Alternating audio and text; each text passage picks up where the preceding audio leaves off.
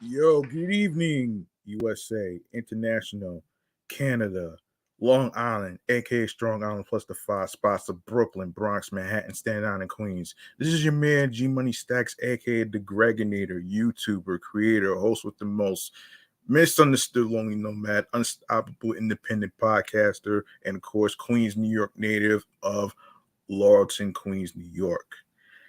And yes, you're now rocking, listening, streaming, and watching the 336th episode of Off the Meat Rat Chainz New York Avenue podcast, live and direct on this comedy space involving entertainment news, music, including hip hop, real life, including what's going on with transit, what's going on with mental health, all that great stuff, including the segments in between. Yes, yes, you we are live and direct also on the Instagram live feed of the podcast show page, and of course StreamYard and YouTube. And make sure you go ahead and click on the subscribe button on the YouTube channel page, which is G Money Stacks 555 for more live video podcast episode recordings, including, and of course be sure to enable enable alerts so you could be notified on when each episode recording is going to start, including the date, day, and time. Leave a like and a comment along with the episodes and topics that's being discussed, including a little mental health topic, and I will get to that in a second. And be sure to um be sure to share the episodes, share the videos, listen, stream, and watch these episodes. In case you miss any of them, don't you worry about a thing. I got you on that one right there. And of course, and I hope y'all had a great weekend and all that great stuff right there. And I will be getting into today's mental health topic today. Today's mental health topic today is, hold on a minute here. Today's mental health topic is going to be, hang on a second.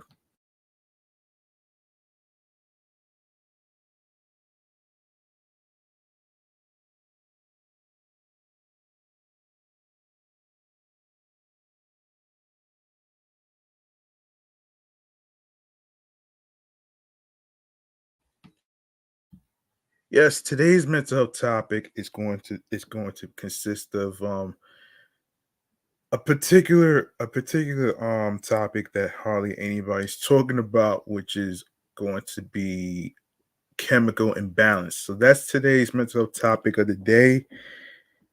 In this episode, so let's get into a little thing that I like to call a little mental health check-in right there.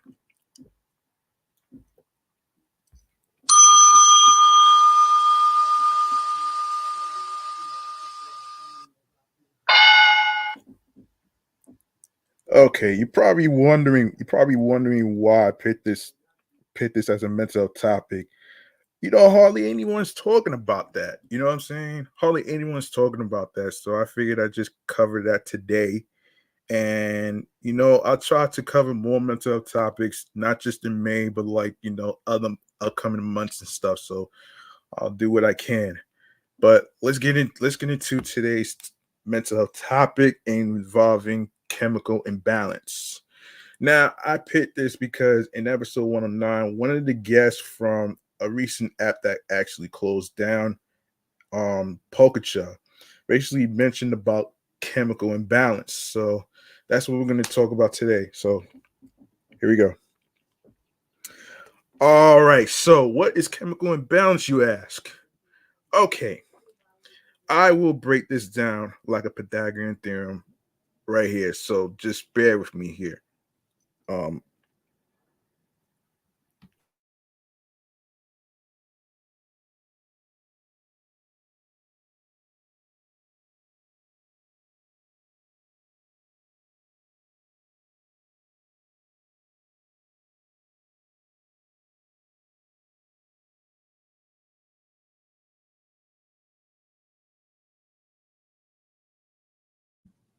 All right, let's break down what chemical imbalance is. All right, so let's get into it. So, um, for those of you asking what that is, I'll break it down.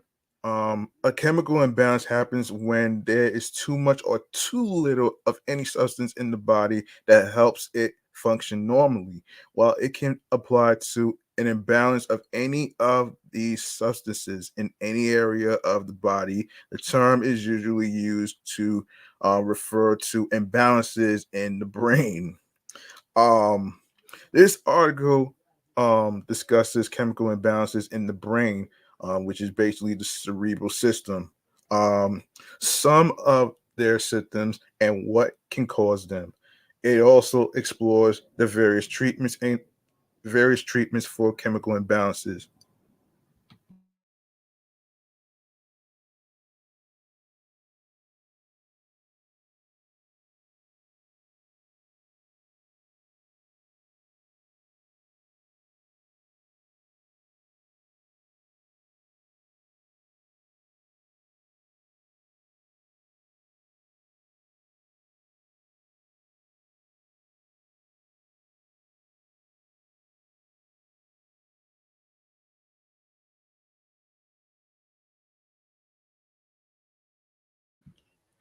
All right.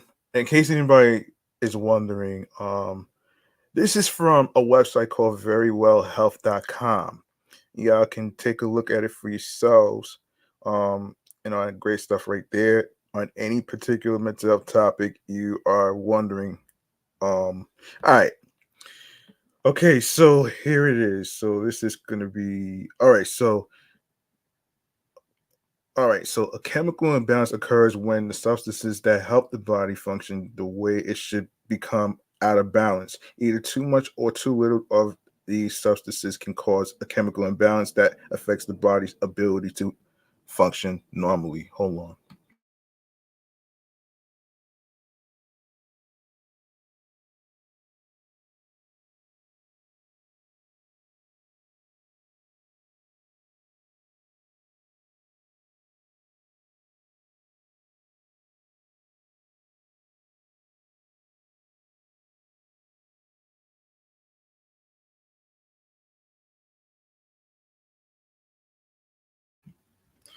These chemical imbalances are often linked to health conditions. For example, a hormonal imbalance occurs when polycystic ovary, not sure what that is, um, polycystic ovary syndrome, not sure what that is, which in turns puts a person at risk for another condition such as type 2 diabetes and infertility. Infertility, jeez. That's crazy. Too much or too little of these substances anywhere in the body is considered a chemical imbalance. However, the term chemical imbalance is usually associated with chemical imbalances in the brain and their potential effect on mental health and related conditions. Um, now, I actually, a lot of people could actually relate to this because some people would actually struggle with fainting with hang on.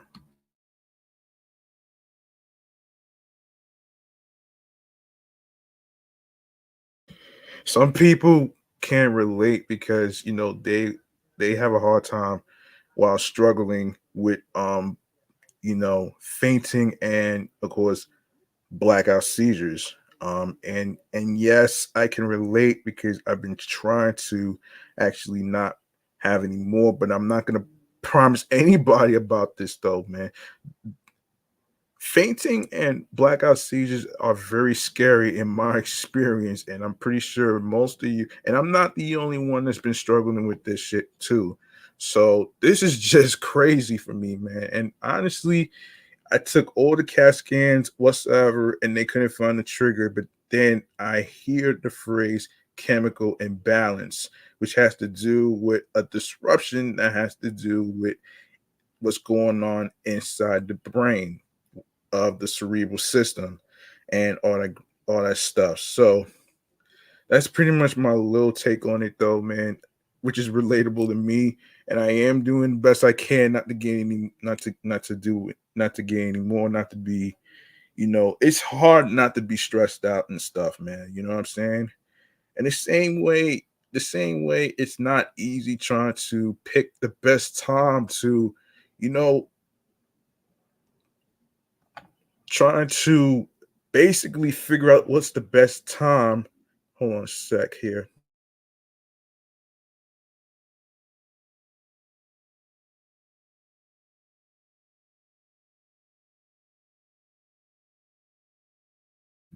Trying to figure out the best time to reach out to people because everybody's busy and it's impossible. And I do tend to have a habit into beating myself up because I'm trying to figure out the best time to reach out to people. But everybody got their own lives, they're married, all that other stuff. And it's crazy. And it's crazy to me. You know what I'm saying? Like I can't even tell you. Like it's just crazy to me, man. And I've been going through that for like years, man. Like going through different ages and all that stuff. So like you could say that it's never a good you could say it's never a good time to reach out to people, but it's always good to actually take a risk because once you take a risk of reaching out to somebody, not only on a weekly basis, but to see how they're doing mentally, physically, emotionally, and spiritually, which is actually a good thing. And I feel like not a lot of people are doing that anymore because they say it's weird to ask about a person's mental health, but really it isn't. I don't find that fucking weird at all because this shit has to like I can't be the only person trying to break the fucking stigma of mental health, man. And we gotta stop this shaming shit of people trying to get help with their mental health, though. You know what I'm saying? Um, yeah, men and women. You know what I'm saying? Which I'll discuss. I'll probably discuss that as far as like culture shaming. Not no, not no, no, no, no. Hold on, not no. It's shaming culture. Shaming culture. Shaming culture. I'll talk about that in a future episode, but I will keep going with this topic right here, which is relatable to me, which is chemical imbalance. All right, so that's just my little take on it, though, man. You know what I mean? Um, let's see, let's see where I left off here. Just a sec.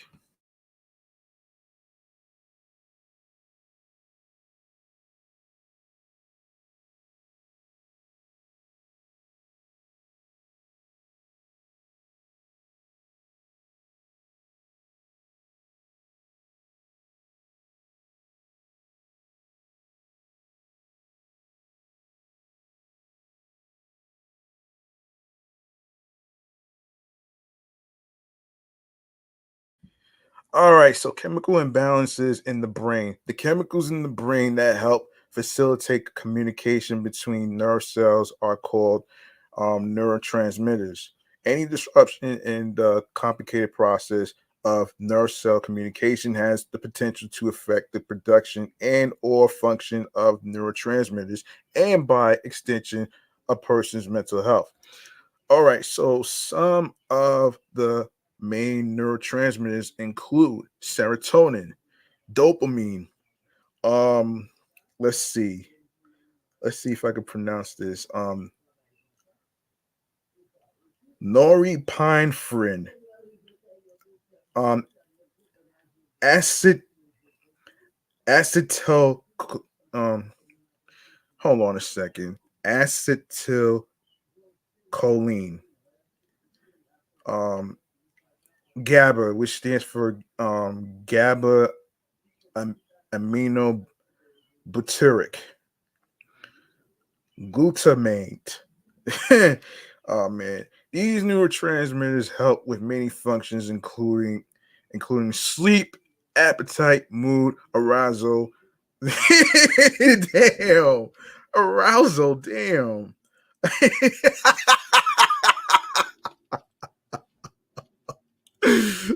Oh no. Oh my goodness. Anyway, behavior, um, cognition, pleasure. early brain development, memory, learning, stress response. Oh man.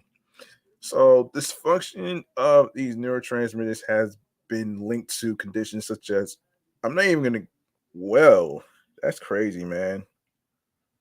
Yeah, so such as schizophrenia, depression, bipolar disorder, Parkinson's disease, anxiety disorders. Link does not mean um causative. It can reflect the effects of the underlying primary condition. While it can, excuse me, while it is common to hear that depression and some other mental health conditions, such as anxiety disorders, are caused by chemical imbalance, most mental health most mental health experts believe the causes of mental health conditions are more complex than the term implies. The balance of chemicals in the brain is thought to be one influence on depression and anxiety disorders, along with a combination of factors such as faulty mood regulation by the brain, genetics, environmental factors like stressful life events.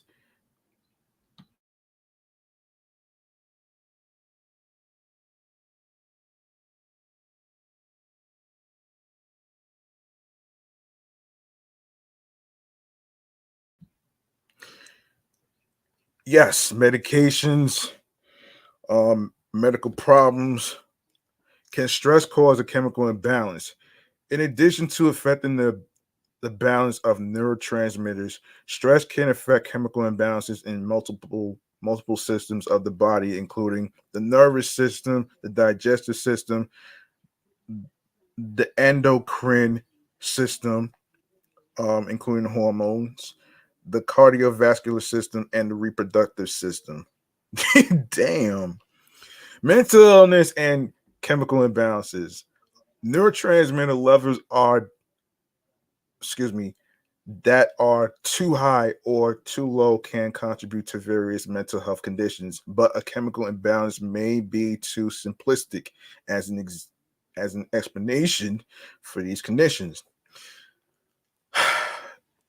Depression. The idea that depression is caused by a serotonin deficiency was popular in advertisements for antidepressants medications during the early 2000s, and many mental health professionals reiterated this explanation to their patients. There was little evidence to make this definitive conclusion. Rather, while there is evidence that shows antidepressants like selective serotonin reuptake inhibitors can be effective in the treatment of depression, the exact reason for how this improvement happens isn't known. Hold on one second, folks.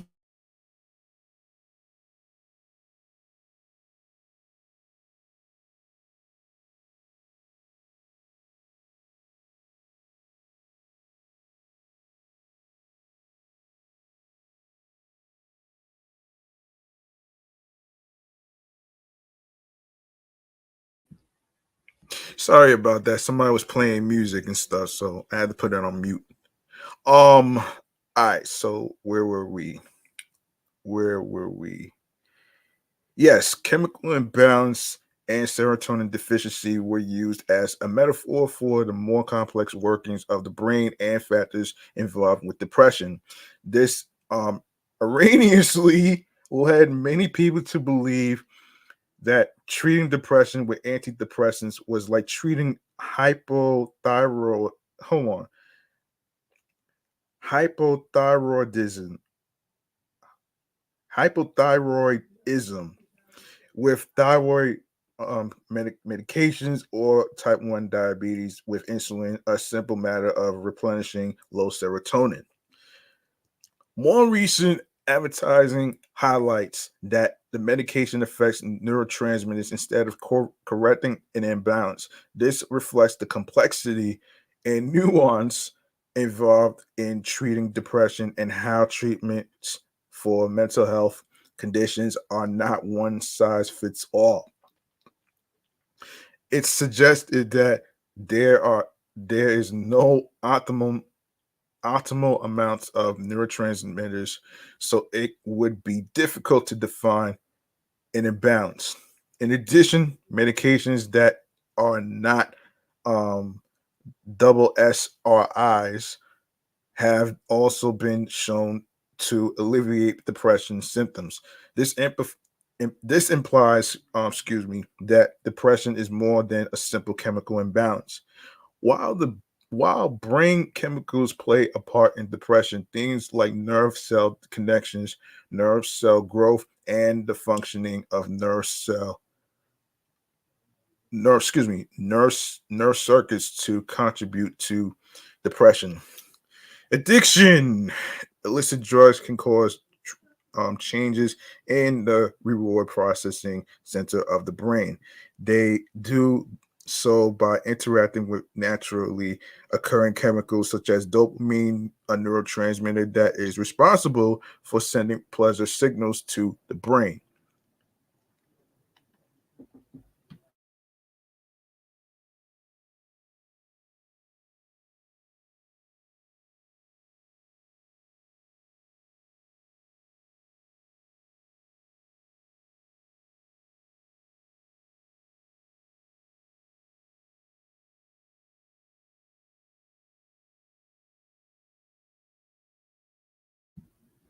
Drugs that create a sensation of euphoria cause a flood of dopamine, and over time, this causes the brain. Hold on a second. This causes the brain to become less efficient at producing, transmitting, and absorbing dopamine without the drug. When dopamine levels in the brain become abnormally low, the person using the drug becomes dependent on it.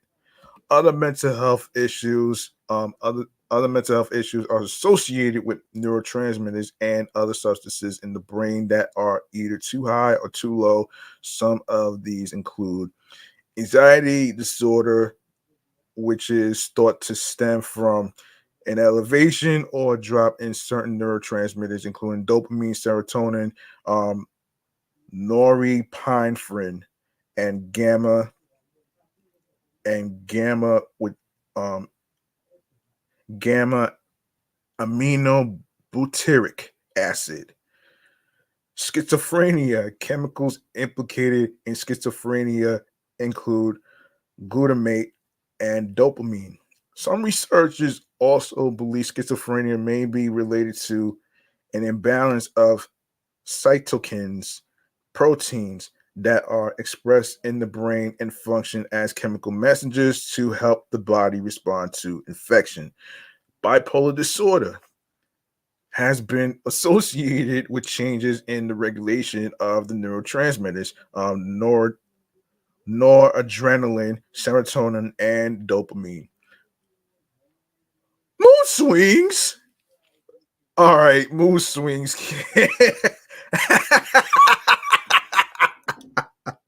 I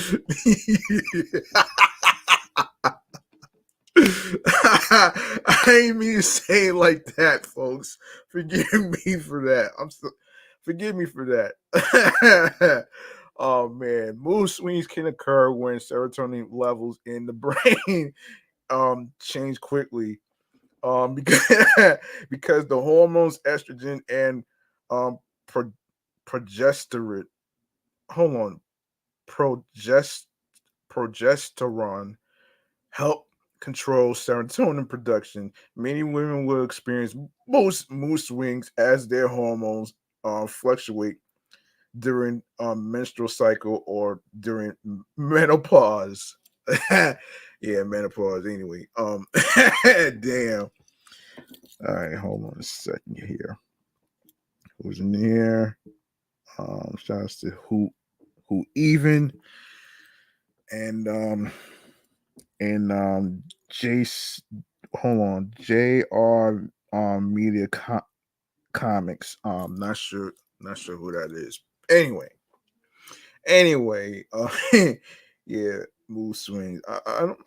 Yeah, that's crazy, man. Anyway, chemical imbalance in the brain systems, symptoms of a chemical imbalance in the brain are associated with several psychiatric diagnoses. Depression.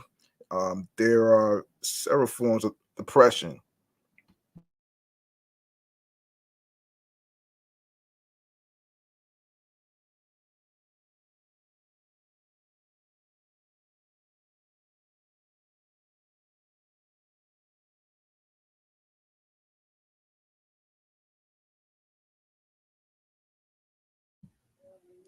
Yes, several forms of depression. Okay, so several forms of depression, each with its own unique list of symptoms. Some of the most common types of depression include major depression. This type is a chronic state of depression that causes debil- debilitating depression, loss of interest in activities, trouble sleeping, and feelings of worthlessness. Damn. Persistent depressive disorder. Okay, I don't know if I've learned this in school, but um hold up.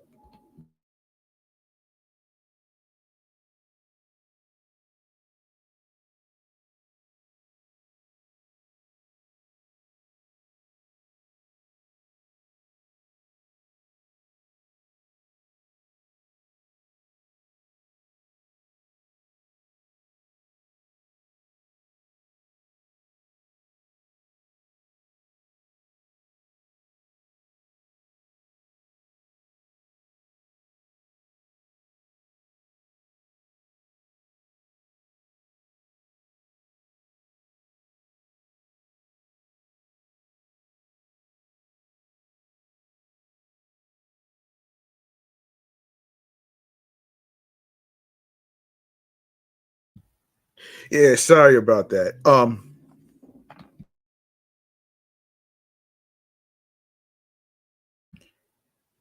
Yeah, sorry about that, folks.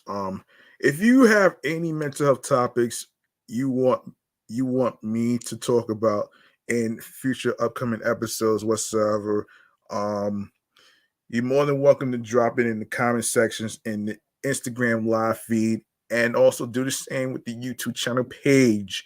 If you want to drop any ideas of mental health topics, you're more than welcome to actually drop it in the comment section. All right. So there you go. All right, so let's get to yes, persistent depressive disorder. Not sure if I learned this in school over the years, but this type describes chronic low mood that persists over at least 2 years. It is less intense than major depression. Bipolar disorder, which a lot of people are actually familiar with, though, people with bipolar disorder experience episodes of depression and separate manic episodes of high energy, based on what you face, which I'm not going to really say. Which I'm not gonna say his name and stuff like that because he's already in the sunken ship right now, man. I'm not gonna say who it is. Y'all know his name, man. So I'm not gonna say it though.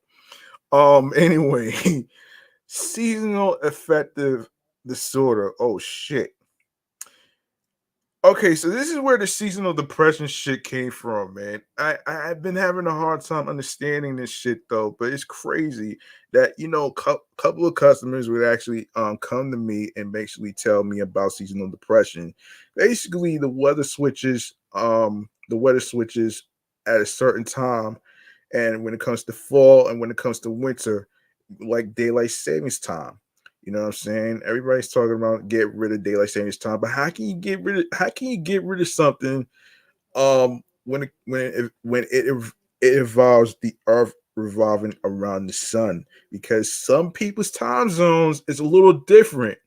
Some people's time zones is a little different. Some people's seasons is a little different compared to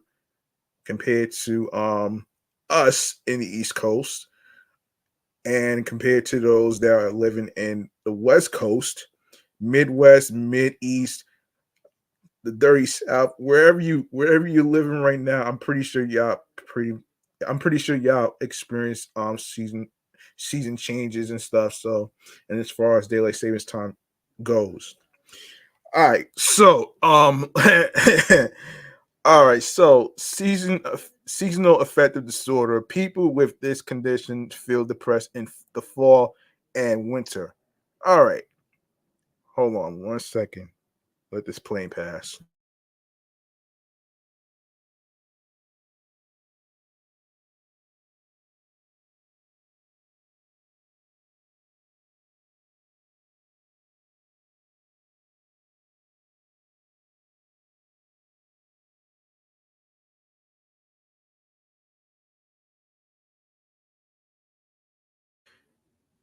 Perinatal depression. This type occurs in females during pregnancy or in the first 12 months after giving birth.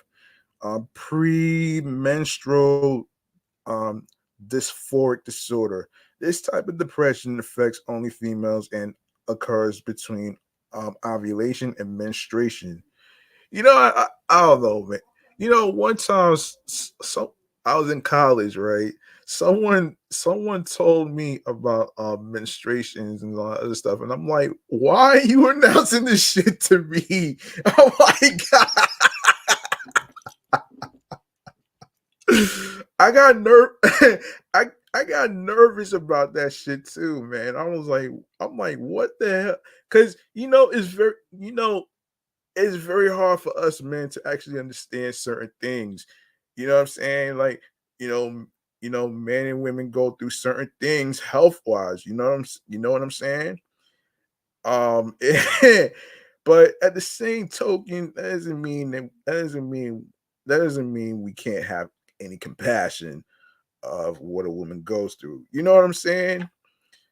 And I'm just basically trying to explain to you folks out there, man, especially the fellas, um, try to do your best to actually, now, yeah, just show compassion based on what a woman is going through, what is depression, what is like um mental health related stuff. So that's pretty much what I wanted to say right there, though. But but yo, that's crazy though, man. Anyway, man, let's continue. Let's continue, man. All right, man.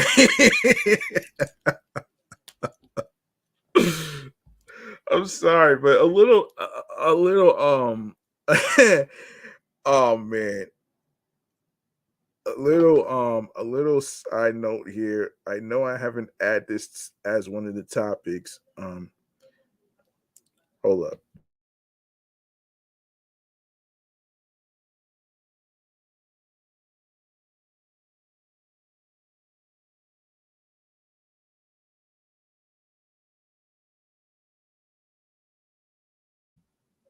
Yeah, I know I haven't. I know I didn't get a chance to add one of the topics regarding Holly Berry, who was who was in front of a lot of people, and she was talking about how a certain doctor didn't know the word menopause, so she started screaming. She screamed out the word menopause, man. I was like, yo.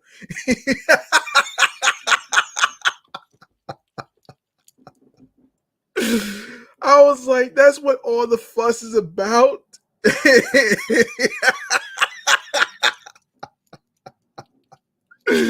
Oh man, that's funny. Wow. Hold up.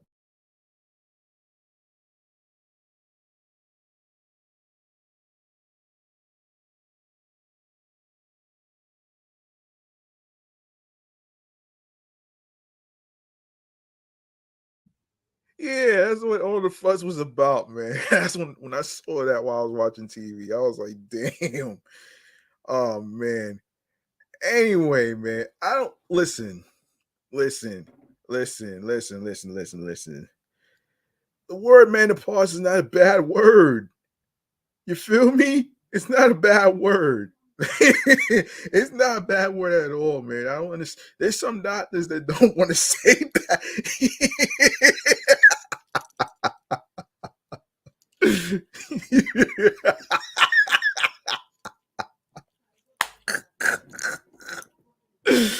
Oh man, that's crazy funny though.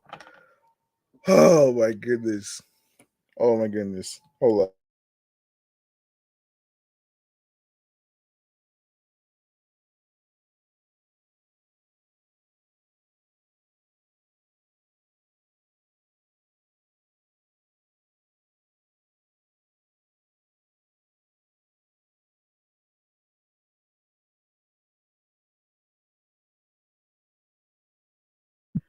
All right, let's continue here, man. Some of the more general symptoms of depression include persistent, sad, anxious, or empty mood, feeling hopeless, negative, pessimistic, irritability, feelings of guilt, worthlessness, or helplessness, loss of interest of pleasure in hobbies and activities, particularly ones you used to enjoy, decreased energy, fatigue, trouble concentrating, remembering, or making decisions, sleep difficulties, changes in weight or appetite, thoughts of death or suicide attempts, unexplained physical symptoms like aches, pains, headaches, and digestive problems.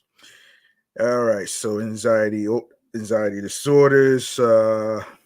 As with depression, there are several types of anxiety disorders that are best explored individually. Some of the major types include generalized anxiety, in- which is um, generalized anxiety disorder causes persistent feelings of anxiety that are strong enough to interfere with day-to-day activities and general well-being. Panic disorder, social anxiety disorder, separation anxiety disorder, phobia, ag- agoraphobia.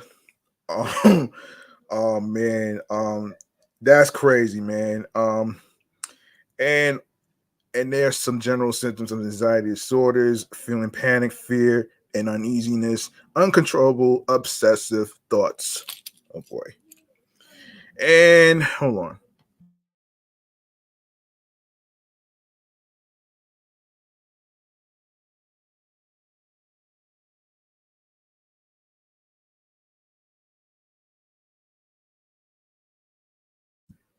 Repeated thoughts or flashbacks or traumatic experiences, sleep difficulties sitting still, nightmares, unexplained physical symptoms such as cold or sweaty hands, dry mouth, muscle tension or numbness, tingling in hands or feet, heart palpitations, nausea, shortness of breath.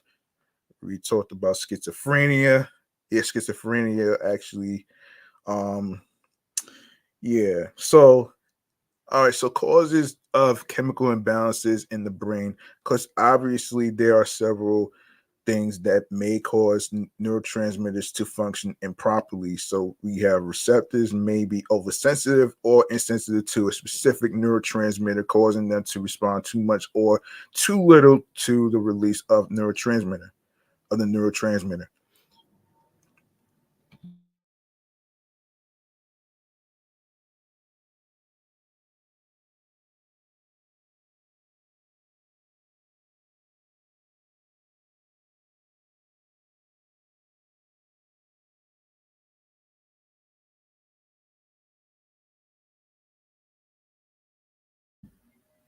If the originating cell pumps out too little of the neurotransmitter, the message may be weakened. An overly efficient reuptake that reabsorbs too much before the molecules have the chance to bind to the receptors on other neurons can also be weakened. Can also weaken the message. It is important to note that these factors apply to neurotransmitter disruption and do not necessarily cause a mental health condition in and of themselves. It is also hypothesized that the mitochondria may play a part in the function of neurotransmitters and their role in depression. The diagnosis, there is no reliable test or chemical imbalance in the brain. Unlike some other chemicals in the body, neurotransmitters can't be accurately measured. Symptoms of mental health conditions such as anxiety or depression may indicate some problems with the way the brain, including the chemicals in the brain, is functioning. Um, the theory of chemical imbalance and its effect on mental health largely stems from the success in symptom reduction from medications when used to treat mental health conditions, but this link is far from clear cut.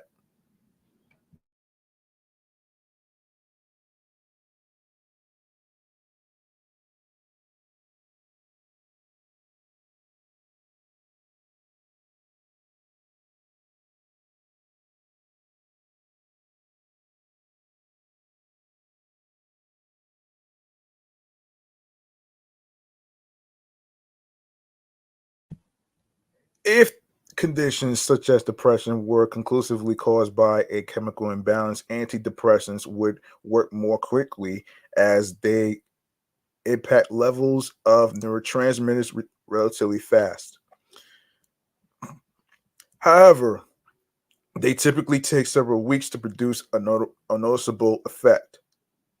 Instead of making a diagnosis of a chemical imbalance in the brain, diagnosis of specific mental health conditions are made. Of course, obviously, we there's some treatments, conditions that may be influenced by chemical imbalances in the brain might be treated with medications, psychotherapy, and lifestyle adjustments. Of course, medication include antidepressants and other medications that affect brain chemistry are often prescribed to treat the conditions associated with a chemical imbalance. While these medications do help some people, they are not a cure all. Yeah, that's true. Mental health disorders have multifaceted causes. While two people may share similar symptoms, they may have different pathologies and respond differently to treatment options. Some medications prescribed to influence neurotransmitter functions include selective serotonin reuptake inhibitors, um, which work by inhibiting the reuptake of serotonin. Um, the examples include Alexa, not to be confused with Alexa, folks. You get the chicks. Oh shit. Lexapro, Luvox, Paxil, Prozac. Oh man, the main thing that I heard is Prozac, but that barely gets talked about anyway. Um, Vibrid, Vibrid, Zoloft. um, okay, so let's get into. Damn, there's so many stuff, man. Look, how about this, man? I'm gonna actually save most of the rest of the topics and stuff like that for next time, man. Because I really want to get to what's going on with. I really want to get to what's going on with the MTA as far as like the MTA University Transit is concerned. So um I want to get to now before I get into the New York Mass Transit files. I want to say something actually.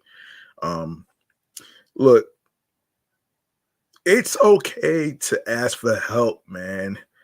There's no shame into asking for help as far as the mental health struggles you go through, whether you're playing, whether the things that you love to do regarding playing sports like basketball, you have baseball, you got football, and all the other sports that you love to do and stuff like that. But a lot of times, and I say this on my sports platform, Excellent Fun Vibrant Talks podcast, is that there's no such thing as an athlete who doesn't have mental health struggles. I'm sorry, but in the real world, in the real world, it's about a person's well-being. It's not about just money and results and shit though, man. You know what I'm saying? And and you can't put a price on fucking mental health. You know, you really cannot, man. The same way you can't put money on happiness. And and and the actor who plays Jordan in All American, and the thing I can agree with him, and I actually said this multiple times, is that money doesn't solve every fucking problem. It doesn't. I mean, can we just agree that money doesn't solve every problem? Like, seriously. I mean, think about it though, man. Like, look, all I'm saying is that you are not alone in this mess. If anybody could do, if anybody can actually express themselves as far as what they go through, whatsoever, and all that other stuff, think about podcasts, for example. It's like being it's like being in therapy, but it's not in an office. You're in the comfort of your own home. You know what I'm saying? You know what I'm saying? You know what I'm saying? And shouts to the people who have mental health podcasts, including the ones that I just mentioned, and the one I just mentioned, especially A Journey Worth Traveling podcast by Catherine. Shouts to her for being brave and telling her testimony and stuff like that. If you don't know anything about her, make sure you follow her on every streaming platform whatsoever, and subscribe to the YouTube channel podcast page. If anybody asks who sent you to um the podcast YouTube channel page, tell them Greg sent you. Everybody knows that the G and G Money Stacks is my real name, which is Greg and Greginator. You know what I'm saying? So that's just pretty much what it is. So be sure to check out some mental health podcasts whatsoever. If you're looking for something relatable to listen to and all that other stuff, you can check out Spotify. You can check out every streaming platform wherever you get your podcasts. All right. I just wanted to actually stress this right now, man. There's nothing weird about asking about a person's well-being. And I'm gonna continue to ask this because, number one, even regardless if I know each individual or not, it doesn't matter. You know what I'm saying? So I know it may be difficult to talk about sometimes and stuff, but how about take a risk, man? Take a damn risk. You don't want to spend like weeks beating yourself up trying to figure out when is the best time to reach out to somebody. Look, the way I do it is like this though, man. The way I reach out to people sometimes is usually by text messages, and a lot of times people are busy working and all that other stuff. So you know what I'm saying. So, and you can even reach out. We can even reach out on via fucking TikTok, fucking Instagram, whatsoever. The people you are cool with, man, not the idiots who like to cyberbully and shit, though, man. You know what I mean? Um. So yeah, man. I just wanted to say this, man. So I just had to remind y'all out there, man. Don't be afraid to ask a person about their well-being. Ask them about their day, ask them about their week, whatsoever, what they've been through, what is good, bad, and the ugly. You know what I'm saying? So just take a damn risk, all right? Now we can go to our next segment, which is the New York Mass Transit Files, man. Let's do this.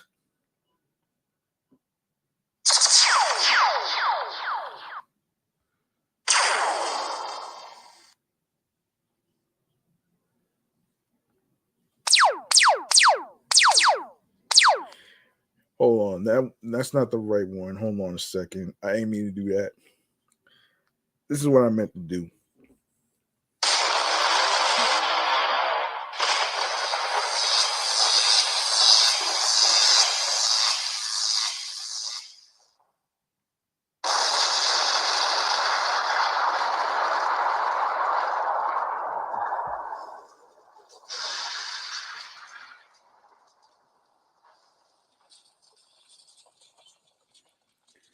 All right, let's get into some New York mass transit news right here, man. All right, hold on a sec.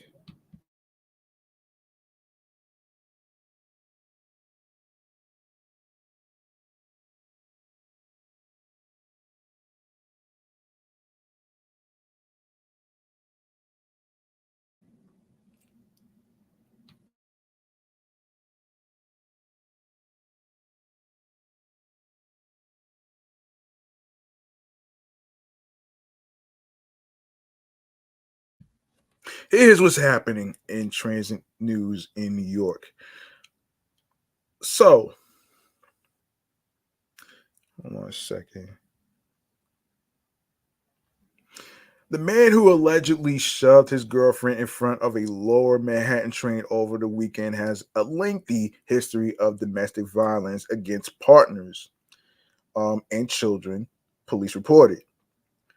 Christian Valdez, age 35, is accused of shoving his 29-year-old girlfriend in the path of an oncoming 3 train on at a Fulton Street station in the financial district at around 10:26 a.m.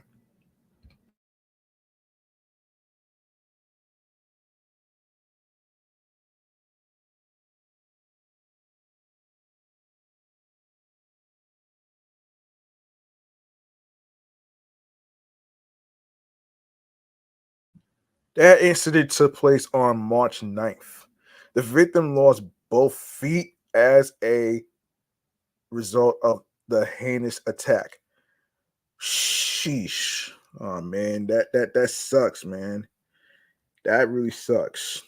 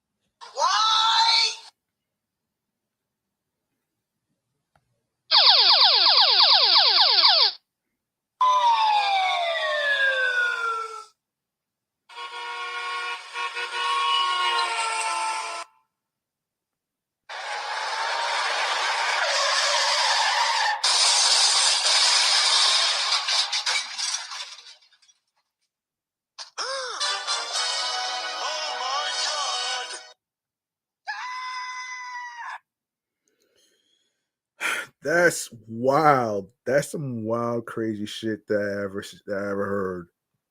That's some wild, crazy shit, though, man. And yes, yes, that's crazy, man. um, okay, so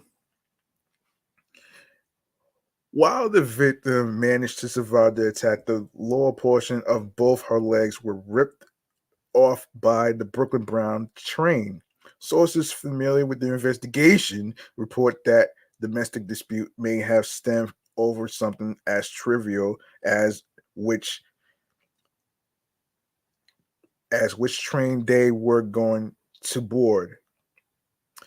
According to the NYPD chief of detectives, Joseph Kenney, on September 13, 2017, Valdez was apparently cuffed for stabbing a 37-year-old woman and her 3-year-old daughter in the Bronx apartment.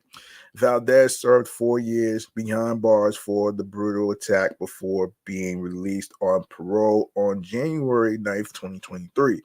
Almost 1 year later, on December 20th, 2023, police reported Valdez stabbed an ex girlfriend in front of 29 2973 East Tremont Avenue. She suffered multiple stab wounds and needed a slew of stitches to close them.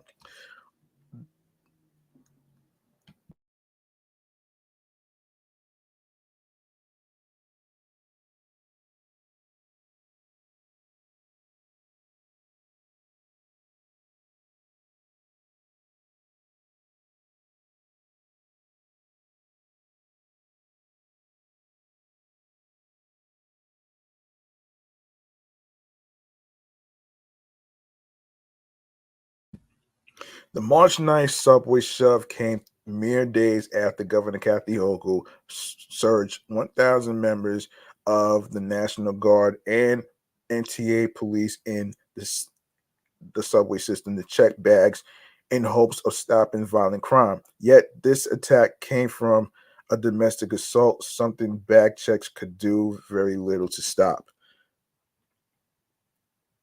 Valdez is now charged with attempted murder at his March 10th arraignment, according hold on, not according, but arraignment before Judge Melissa Lewis was Melissa Lewis. He was ordered held in custody without bail, according to court records. He's due. Well, hopefully that already happened already. So that's pretty much what that is. Up next, we have. Up next, we have a man. Hold on. Up next, we have another crazy incident that's so wild, which takes place in the Bronx. A severe human leg was recovered by police from elevated subway tracks in the Bronx, in the Bronx on Saturday. That's crazy though.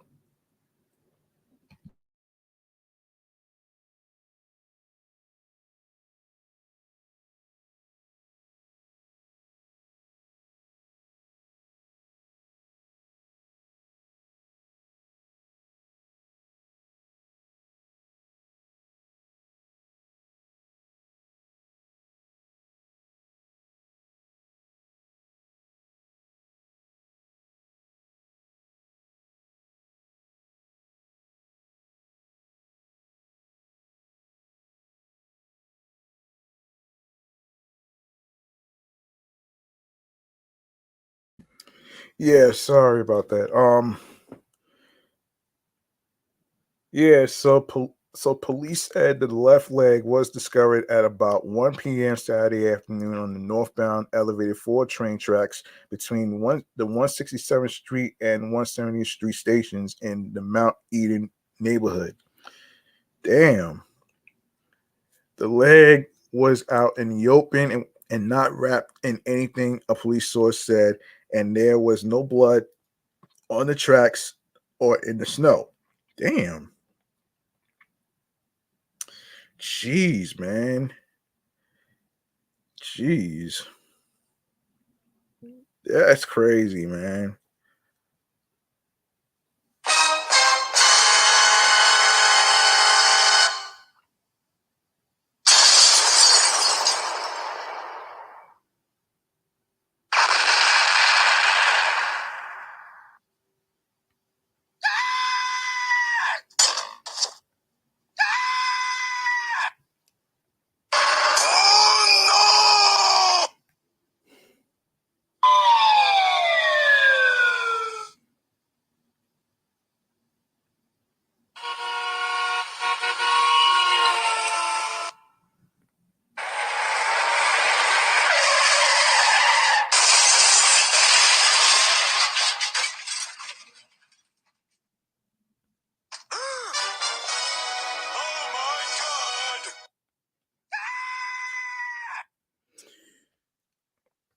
Yeah. So so let me see. So the leg was removed by police and transported to the city medical examiner's office for testing. Police are also still investigating, though could not immediately share details on how the leg may have ended up on the tracks. The grim discovery comes just a week after a mass shooting on the 4 train and platform, just one stop northbound at Mount Eden Avenue. One innocent bystander, Abed Beltran Sanchez, was killed and 5 others were injured after a brawl erupted between 2 gang crews that ran into each other on the train. Um, Police have collared one 16-year-old boy in connection with the shooting and another 14-year-old boy who was injured in the gunfire. One other boy, a 15-year-old, is still a fugitive. All right. Okay, so I didn't get a chance to talk about this in the previous episode. This is pertaining to state lawmakers proposing a $90 million for more frequent buses, fare free pilot and budget response. Yeah, I am gonna cover the whole um congestion pricing update and stuff. So in a future episode, I'm not gonna probably do it here. State lawmakers proposed spending $90 million this year to improve bus service frequently and expand the scope of the MTA's free bus pilot in the Assembly and Senate One House budgets released on Tuesday. Okay. Um, Hang on 1 second.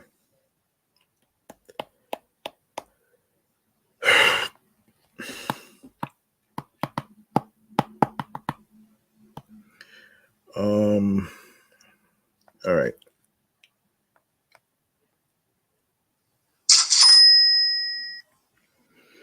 Okay.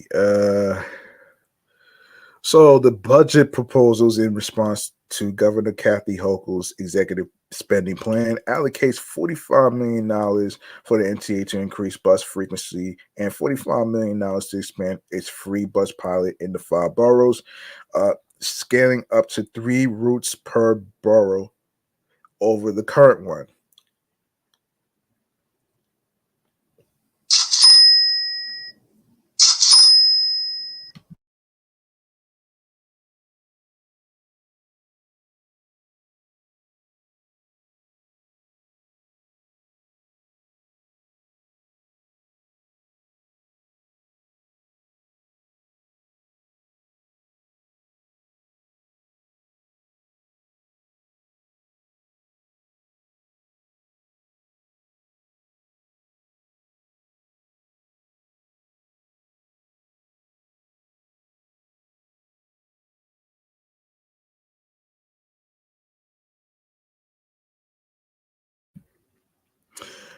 All right.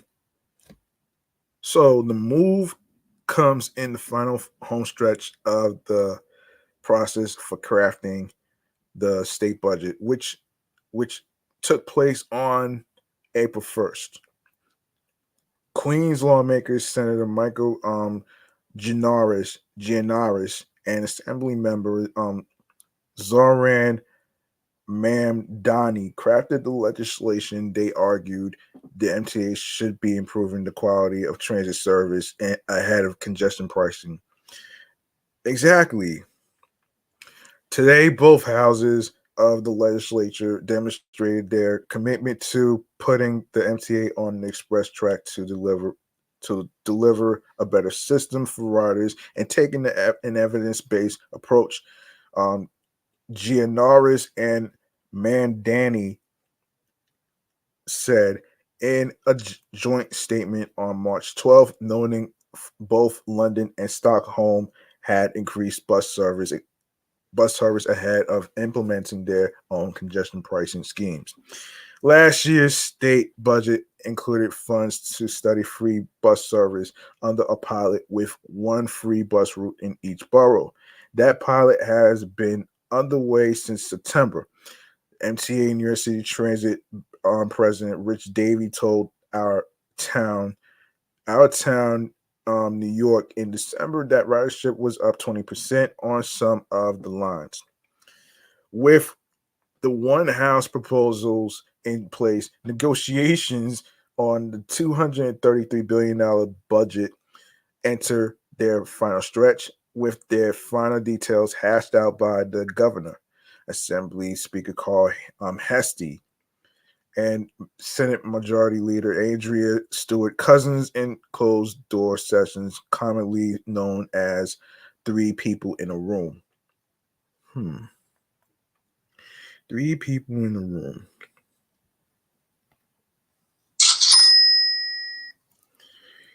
Yes, three people in the room. All right, Governor Hochul's executive budget makes record-setting investments in New York's future while ensuring the state remains on a stable long-term fiscal trajectory. Hochul spokesperson John Lindsay said she will work with the legislature to craft a final budget that archives these goals. The news was welcomed by strap-hanger advocates at the Riders Alliance, which has long advocated for more robust bus service. 2 million New York bus riders need more frequent, reliable, and affordable service, said Danny Pearlstein, the group's policy director. The legislature's bold $90 million plan gets us much nearer our goal. Now we need Governor Kathy Hochul to get on board and seal the deal in the final budget, which already took place already on April 1st, which already happened already. So there's no update in regards to that. So I'm not sure if I can find that. So I'll search for it though.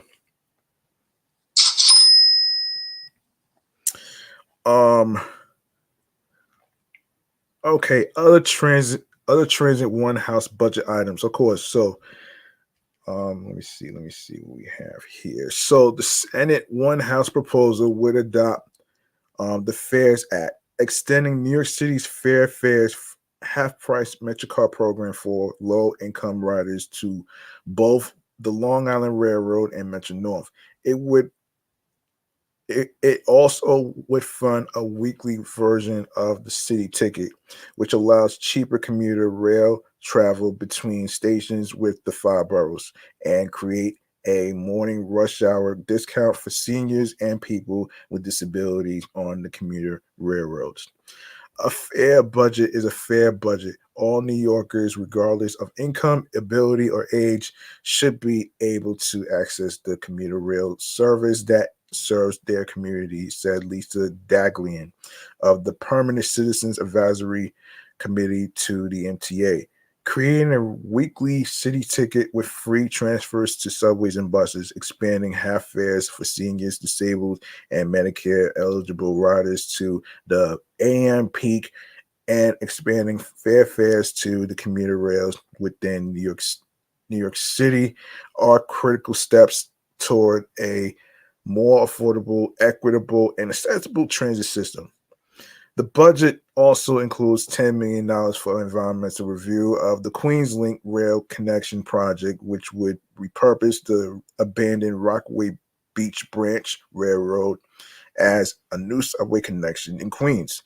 The news comes the same day New York Senators Chuck Schumer and Kirsten Gillibrand announced a $117 million in funds to build a Queensway, a linear park along the same stretch in Queens that is considered a rival project. The Adams administration supports the Queensway, while local elected officials mostly support the Queens Link.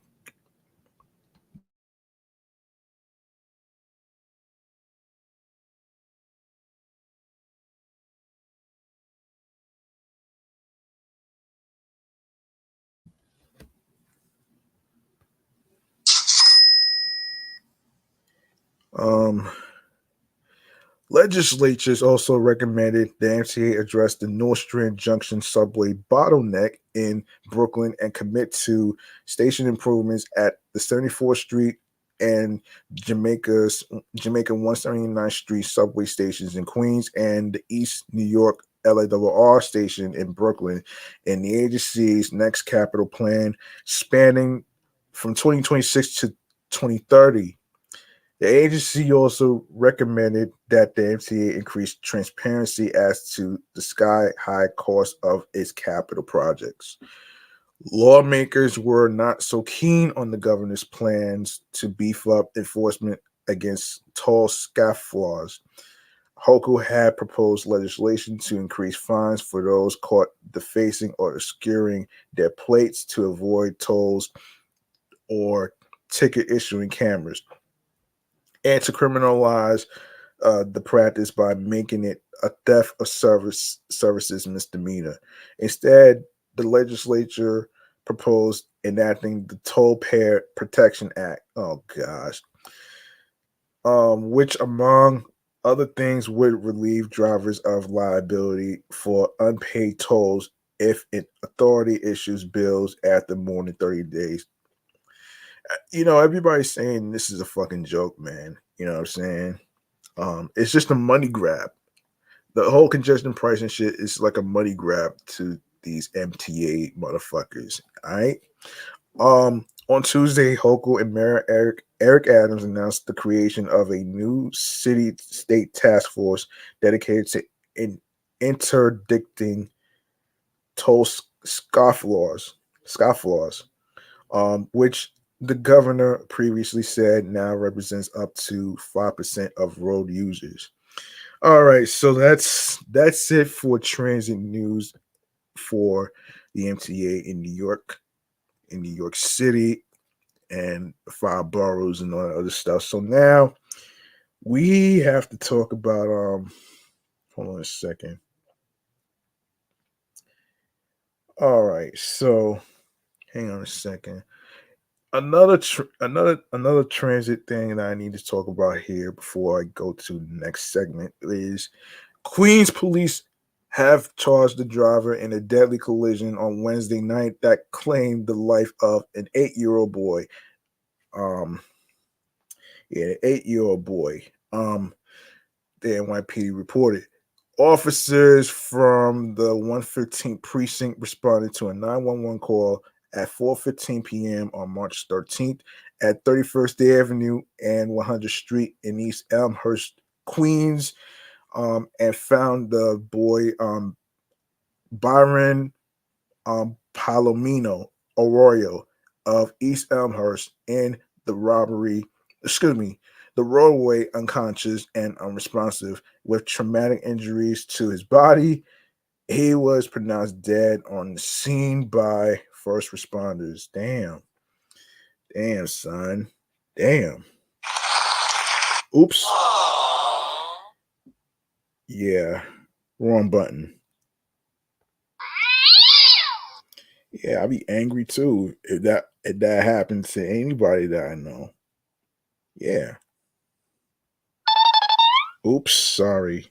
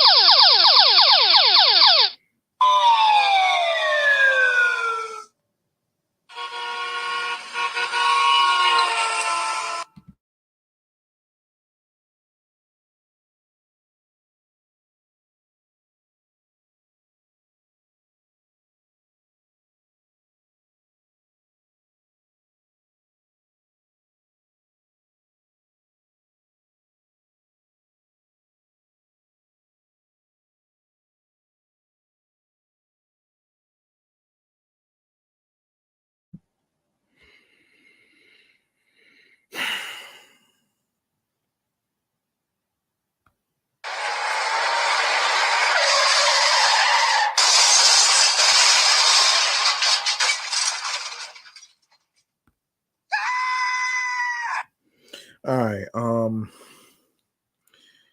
Yeah, where were we? Yes. Meanwhile, his 10-year-old brother was transported to New York Presbyterian Hospital with minor injuries to his wrist. How about that? How about that? All right. Police said the boys were struck by 52-year-old Jose Barcia of Flushing, who was turning left onto 100th Street, turning left on 100th Street in East Elmhurst, and found the boy, Byron Palomino Arroyo of East Elmhurst, in the roadway unconscious and unresponsive with traumatic injuries to his body. He was pronounced dead on scene. I already said that already. I said that already. Yeah. Um, police said Police said the boys were struck by 52-year-old Jose Barcia of Flushing, who was turning left on 100th Street in his pickup truck as the boys were crossing the street with their mother.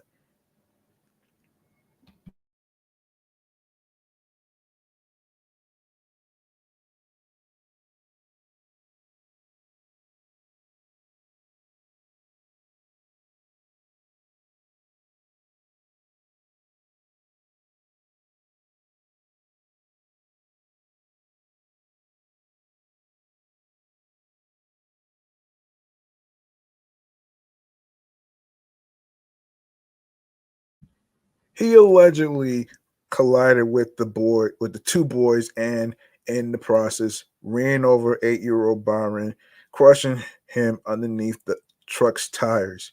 Barcia was arrested and charged with criminally negligent homicide, failure to yield to a pedestrian, failure to exercise due care, and speeding. This incident, as tragic as it is, was avoidable. When making turns, especially left turns, you must always yield to both vehicles and pedestrians, said NYPD Transportation Chief Philip Rivera. Because because of this poor decision, a family trying to enjoy a beautiful day will never be the same. Local um Local state senator Jessica Ramos said in a statement with advocacy group Transportation Alternatives that too many people are needlessly driving cars, especially large ones like SUVs and pickup trucks in her district, and said there should be a higher bar for getting and maintaining a driver's license. We need to have a serious conversation about who is awarded the great responsibility of driving in our neighborhoods, said Ramos. It is clear that drivers should be retested frequently, as too many deaths have been the result of failure to yield to pedestrians crossing the street. Just 20 minutes earlier, the 2 miles away in Jackson Heights, police said a 58-year-old man was struck by a Nissan driver as they turned left onto 72nd Street from 37th Avenue. The man was taken to Elmhurst Hospital in critical condition, police said. And in another Queens traffic death, 43-year-old pedestrian Natalia Garcia Valencia was fatally struck on Tuesday in Middle Village by the driver of a Department of Environmental Protection truck. Wait, I don't know if Middle Village is Middle Village in Queens? I'm not too sure. I'm not too sure about that. I'm not too sure about that. Let's see. Let's see what we got. What else we have to talk about here? Um yeah,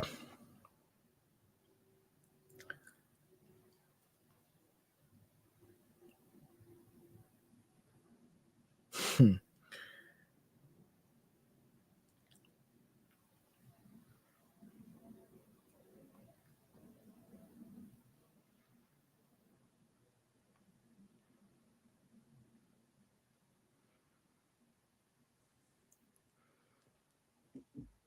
All right, so let's get into a little thing that I like to call chatting all the jazz. This is regarding Mayim Bialik addressing the Jeopardy situation. So we're gonna get into it and why she's no longer the host of Jeopardy and stuff. So we're gonna get into it right here. So um here it is. Hang on a second. Yes, here we go.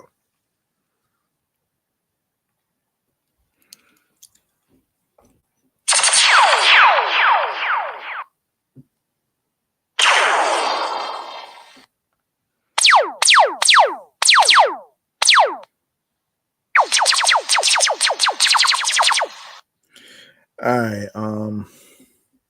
Okay. Regarding Mayim Bialik. All right.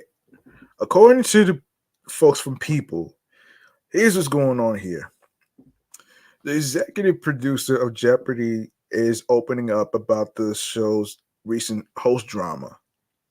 Um, During the unscripted storytellers panel of at the 2024 Television Critics Association's Winter Press Tour, showrunner Michael Davies reflected on the decision to make Ken Jennings the sole host and oust Jennings' former co-host Mayim Bialik.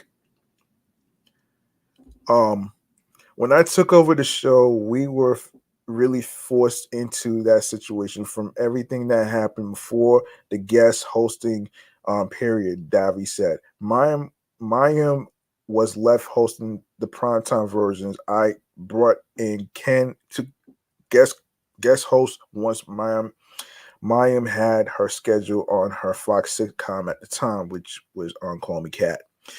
He went on to say that Bialik's exit was justified by a general desire for more consistency in the long-running trivia show. Over the past 2.5 seasons, what we've heard from a lot of television stations and other interested parties is that they wanted more consistency. Um,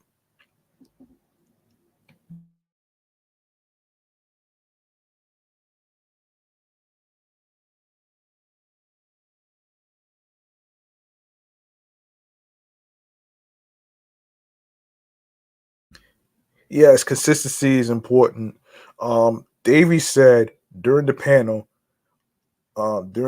they wanted a single host. And while she is done as a Jeopardy host, Bialik, age 48, may continue to work with the game show in other capacities, the producers share. Wait, what happened to Celebrity Jeopardy she was on? What happened to that? Mayim is a superb host, Davi said. We hope to keep working with her on primetime versions and other spinoffs. Um, those conversations are ongoing, but Ken really won the job. He added.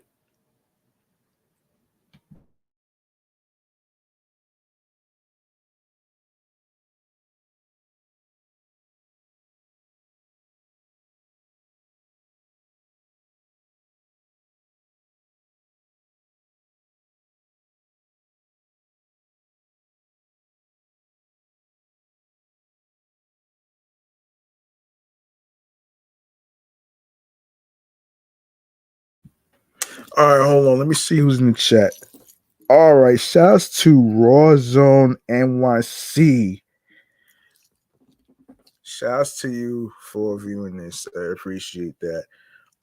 Like I said before, man, if anybody has any mental health topics you like me to talk about in upcoming future episodes whatsoever, feel free to jump in the comments section on Instagram and of course YouTube at the same time.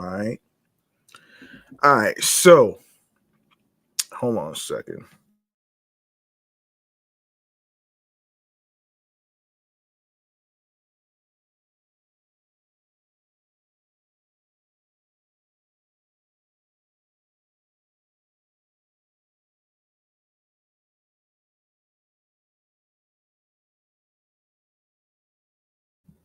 Bialik first announced that she was let go from her hosting gig at Jeopardy on Instagram last December. As the holiday break begins in Hollywood, I have some Jeopardy news. She began the Post. Sony has informed me that I will no longer be hosting the syndicated version of Jeopardy. The Big Bang Theory alum went on to say that she is incredibly honored to have been nominated for a Primetime Emmy for hosting this year, and I am deeply grateful for the opportunity to have been a part of the Jeopardy family. For all of you who have supported me through this incredible journey, and to the fans, contestants, writers, staff, and crew of America's favorite quiz show, thank you, she concluded. Um, Shortly after, Jennings, age 49, said he was caught off guard by Bialik's sudden exit, telling a Hollywood Reporter, "I loved working with my Mayim, and I'm going to miss her." Um, At the time of her departure, a Jeopardy spokesperson told People, "We made the decision to have one host for the syndicated show next season to maintain continu- continuity for our viewers, and Ken Jennings will be the sole host for the syndicated Jeopardy. We are great. We are truly grateful for all of Mayim's contributions to Jeopardy, and we hope to continue to work with her on primetime specials," they added. All right, we need to talk about the Of Course challenge, man. This is very, very, very, very weird right now, man. We need to talk about the Of Course challenge.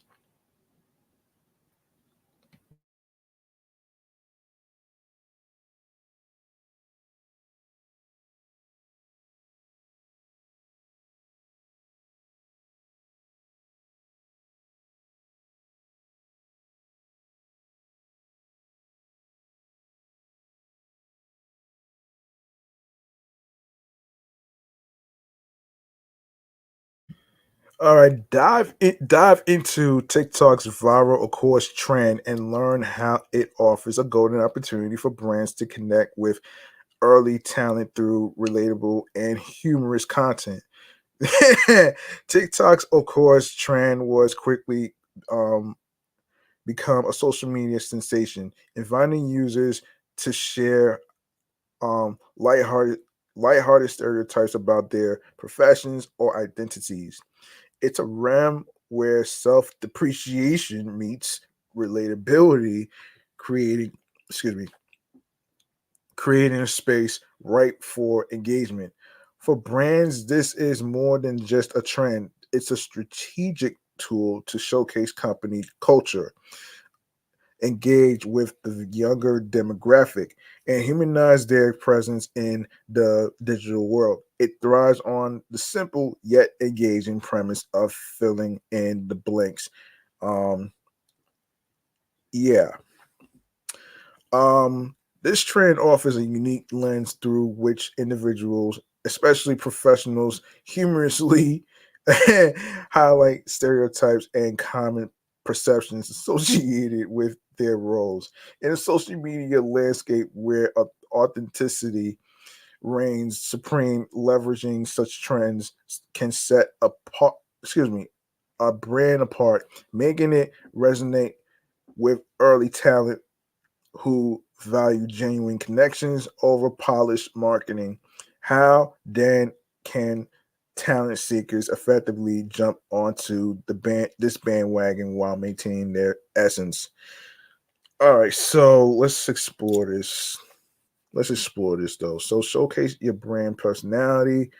This is crazy, man. Embrace the trend to highlight the lighter side of your industry or company culture. For instance, a tech company could share "We're developers, of course. We think in code." It's a playful way to humanize your brand and make it more approachable to the TikTok audience.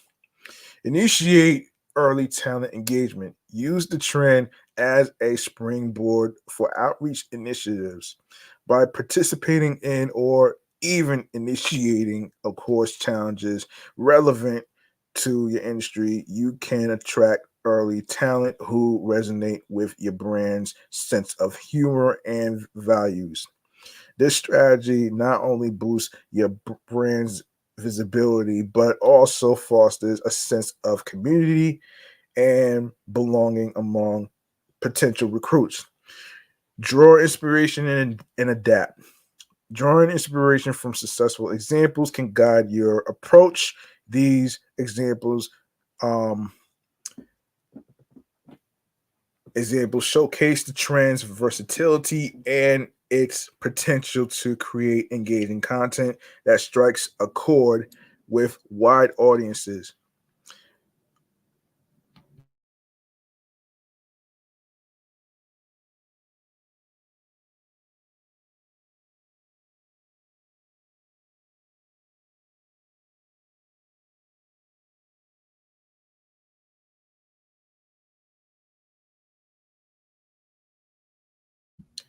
Brands can adapt this formula to reflect their unique context, thereby crafting content that is both entertaining and emblematic of their ethos.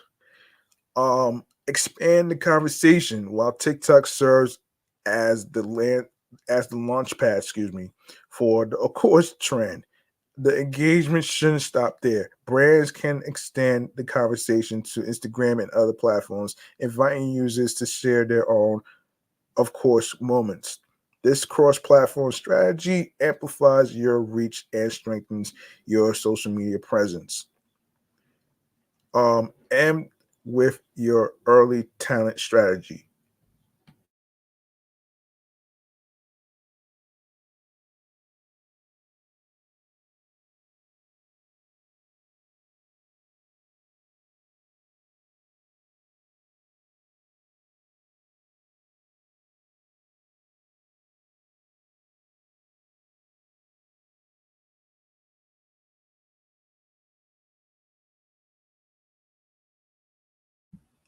Incorporate the of course trend into your broader early talent engagement strategy by aligning this trend with your existing efforts to connect with young professionals. You can create a cohesive and compelling narrative that appeals to the aspirations and sensibilities of early talent. In the digital age where trends come and go with lightning speed, the of course trend stands out for its simplicity, humor, and relatability. Brands that skillfully leverage this trend can enhance their appeal to early talent, showcasing a brand persona that is not only aware of current social media dynamics.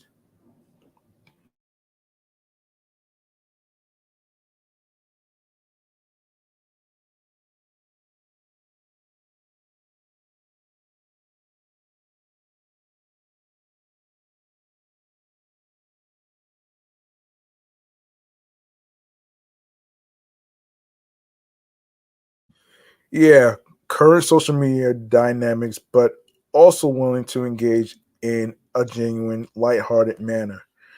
As you explore the possibilities of the of course trend, remember to con- infuse your content with creativity, authenticity, and a touch of humor.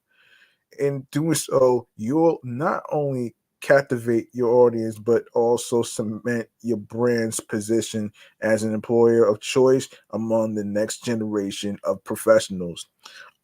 Discover more insights and strategies on Talo and don't know what that is, and join the conversation on our Instagram and TikTok to see how we're embracing the of course trend together. Let's master the art of engaging the next generation with authenticity and of course with a sprinkle of fun.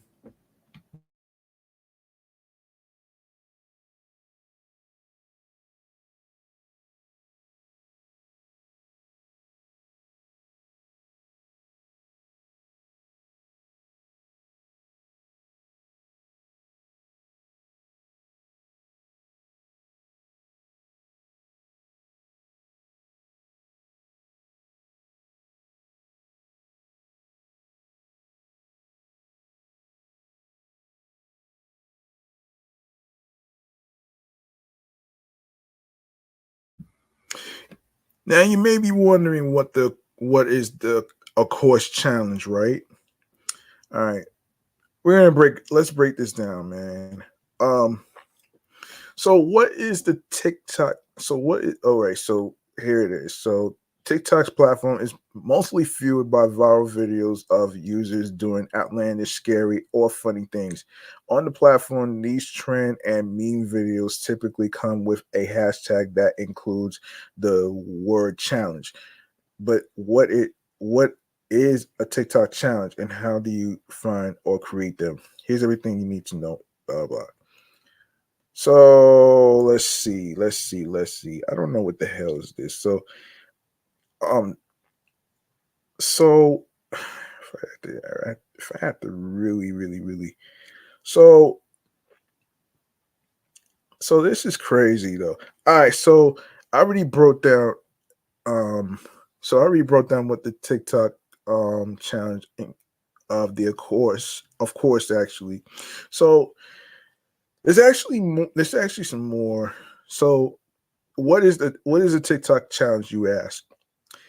In the most basic sense, a TikTok challenge is a call to take some sort of action and record it via TikTok video. Typically, these challenges originate from viral TikTok videos, usually involving a song, dance move, movie, quote, etc. Of course, is a challenge isn't complete without its defining hashtag in the video's description. So there are some types of TikTok challenges. There are hundreds of TikTok challenges to indulge in, such as dance challenges, reaction challenges, song challenges, and more. Um, some of the recent viral favorites include the Haribo challenge. What the hell type of shit? um, Tik TikTok uses film videos of crowds of gummy bears while Adele's "Someone Like You" plays. Ugh. um, the egg challenge. Jeez Louise, that's a bad idea though. TikTok users film videos of giving their dogs eggs to see what they do with them. Why the hell would you? Why the hell would you? First of all, why the hell would you give dogs eggs, man? You know good and hella well they can't eat no fucking eggs.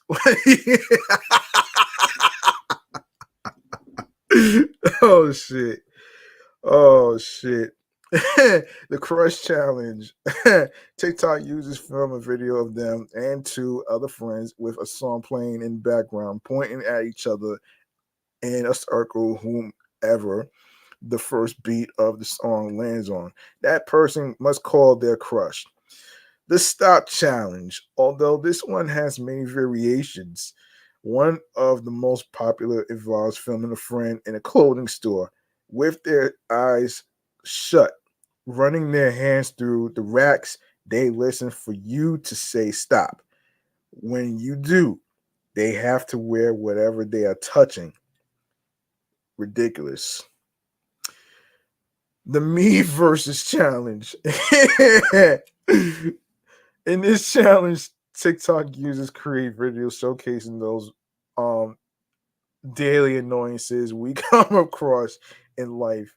For example, some users make videos regarding fast food, while others remind us what it's like to find a spider in your bedroom. Oh no! Oh shit! Oh man, this is only scratching the surface of TikTok challenge world. This is yes, the surface of the TikTok challenge world. Oh boy.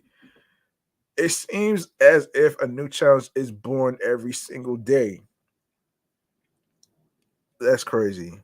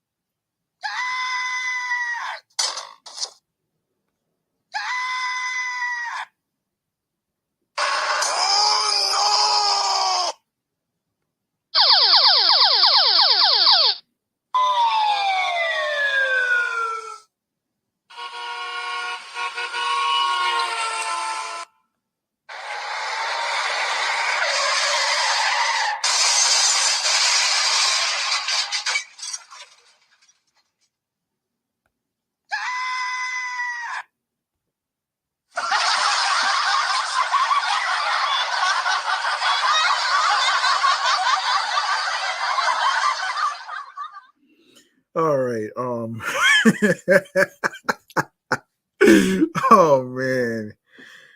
Oh my goodness. How to find TikTok challenges, you ask. If you are ready to try out your first TikTok challenge, they are pretty easy to find using a few key tips. First, check out the For You TikTok feed. oh man, that's ridiculous, man.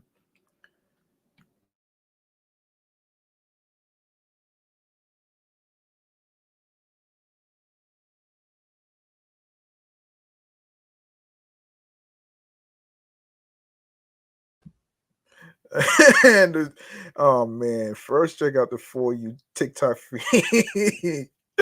oh shit. You'll often see popular videos here complete with their trending challenge hashtag. Um, you can also search for challenges by using the Discover feature. Under Discover, you'll see trending videos, some including new viral challenges. Um, you can also use the search function to find challenges. Simply tap the search box and enter the word challenge or a specific hashtag. And how to create a TikTok challenge video, you ask?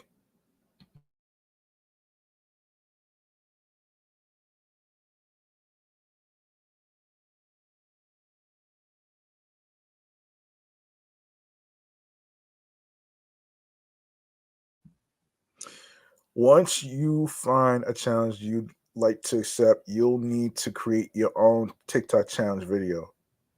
Um, to start, take note of the hashtag for the challenge video you wish to record. You'll need this later on. Tap the plus icon to enter, record a new video inside the TikTok app or upload your own video from your phone. Once you are done, tap the check mark. Review your video and make any changes. Once complete, tap next.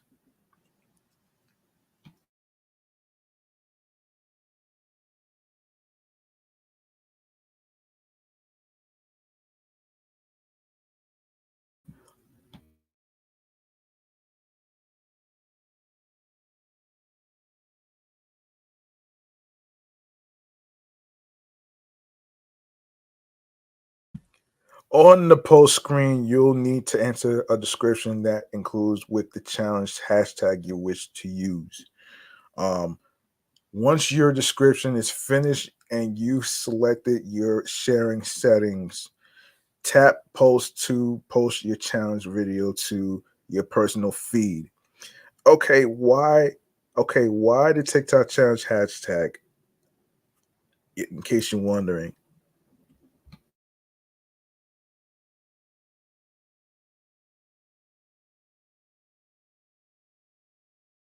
challenges aren't exactly challenges if others can't see your work, right? When a hashtag is assigned to a video, TikTok curates it with other videos that include the same hashtag, much has much like how hashtags are used on X, formerly Twitter and Instagram. So when you search for a specific challenge, you'll find all the videos on one main page, including yours. Nothing's stopping you from trying to enter the TikTok challenge world with a brand new challenge. If you want to try creating your own, you can do so by simply filming a video and adding your own unique challenge hashtag. However, remember, it's up to the TikTok world to make it go viral. Yeah, I'm not one of those people who I'm not one of those people who makes videos on challenges and stuff like that. That's not really for me per se. That's not really for me per se. So I don't really know what typical challenge I'll actually want to create. I'm not too sure about that though. There's certain challenges you create, you gotta be careful because I remember watching one of the TikTok videos while I was watching TV of fucking teenagers doing subway surfing on top of subway trains, which I feel like that's not safe at all, man. Like this is beyond crazy, and that shit has to stop, though, man. You know what I'm saying? That's crazy, man. Oh man. All right. Let's see. Let's see.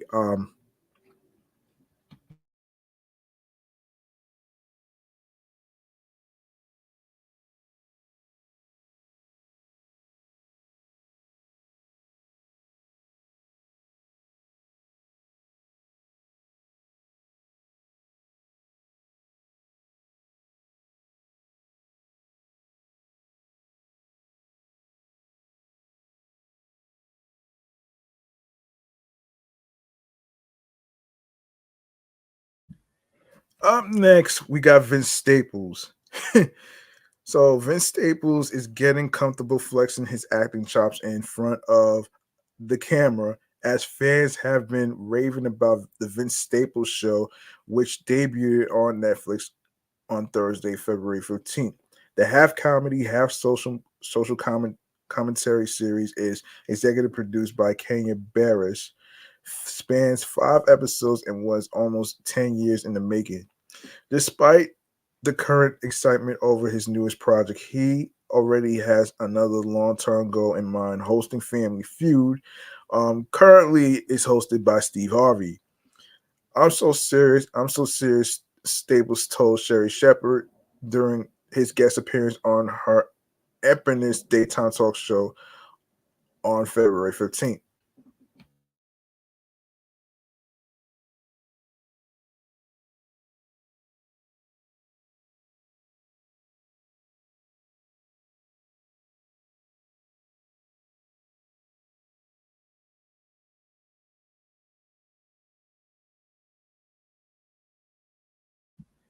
I've been watching Family Feud since I was a kid, and growing up watching Steve Harvey, seeing him do it, it's like they gotta let me in that door now. Steve Harvey has been the host of the game show since 2010 and has yet to utter a hint regarding his plans to step away from the gig. In fact, in 2019, he expanded the franchise with the launch of Family Feud Africa. Damn. Still, whenever the day comes, the are you with that rapper is convinced that he will be ready to take over. I'm 30 right now. Give me 20 to 25 years to get my stuff up. And then hopefully I'm going to be up there. He said, as Shepard suggested, he revamped the show, giving it a new, young, and hip hop feel. Nah, I want to wear the suit, he comically responded. The entertainer has previously expressed a desire to join the Fast and Furious franchise too. Somebody tell Dwayne the Rock Johnson to put me in the Fast and Furious. As Tyrese's son from Barstow, he tweeted in 2022. That same year, it was announced that Staples was cast to star in a television adaptation of The Wood at Showtime alongside some of the film's original cast members, such as Richard T. Jones, which he's currently on The Rookie, and Tamala Jones.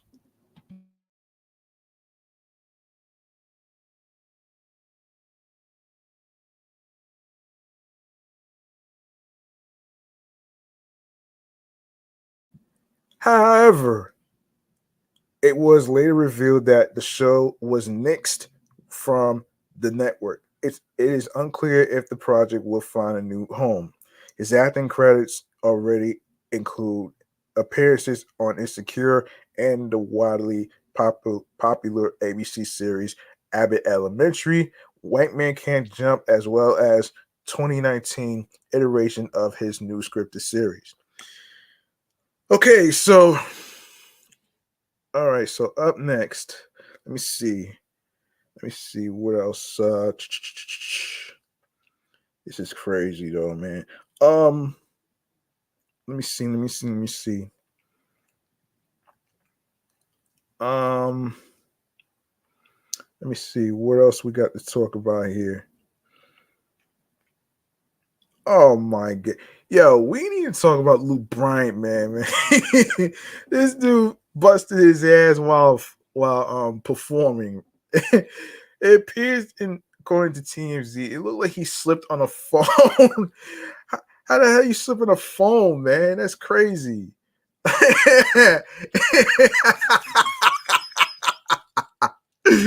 Oh shit. Oh man.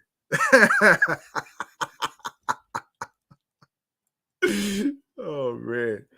All right. According to the folks from TMZ, seems like Luke Bryan's fall wasn't caused by a fan's phone. Yeah, that's a wipeout right there, man. That's a fucking wipeout right there. Oh man. That's crazy, man.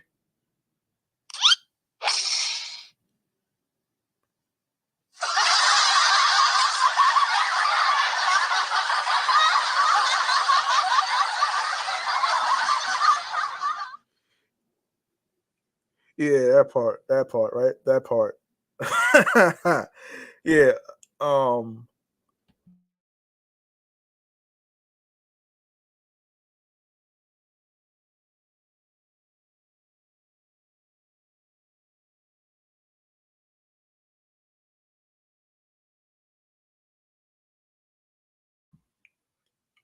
all right. A new angle. Hold on. A new angle shows he just sort of slips on stage and happens to land on top of the cell. Might want to look into non-slip shoes, Luke. Oh wow. Luke Bryan's proving the show must go on because he slipped during last night's performance as and crashed to the ground. Crashed to the ground.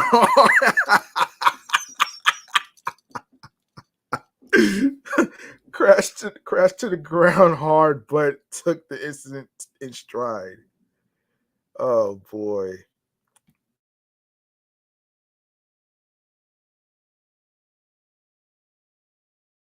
The country music singer songwriter performed at the Coast City Country Festival in Vancouver last night, and while hyping up his next song, Brian stepped in the wrong spot and went flying into the air.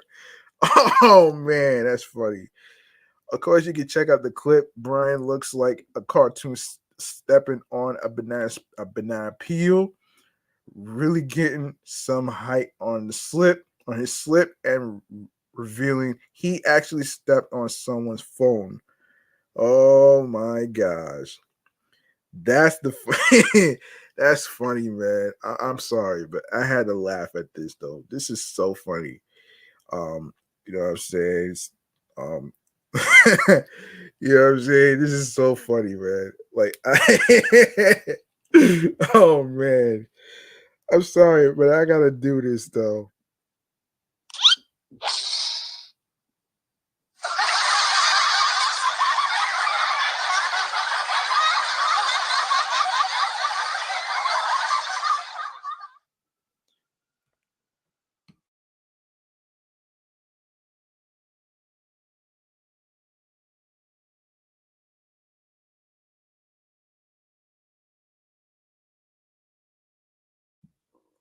Um, yeah, LB could have gotten seriously hurt, but he pops up pretty quickly and laughs it off before asking if anyone had captured the insane moment.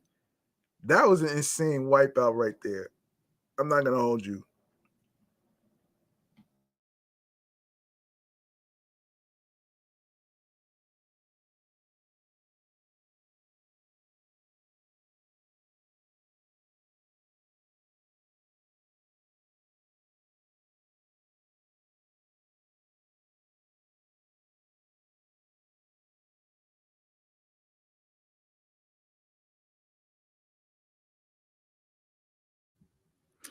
Of course, pretty much everyone in the front row had cameras trained on Brian, and he borrowed a fan's phone to show a clip of his fall on the big screen for the entire stadium to enjoy. Anywho, Luke and the crowd laughed about the incident and moved on. And Brian, um, yeah, yeah, Luke Bryan, yeah, excuse me, probably handled it so well because it's not the first time he's eaten it during a performance.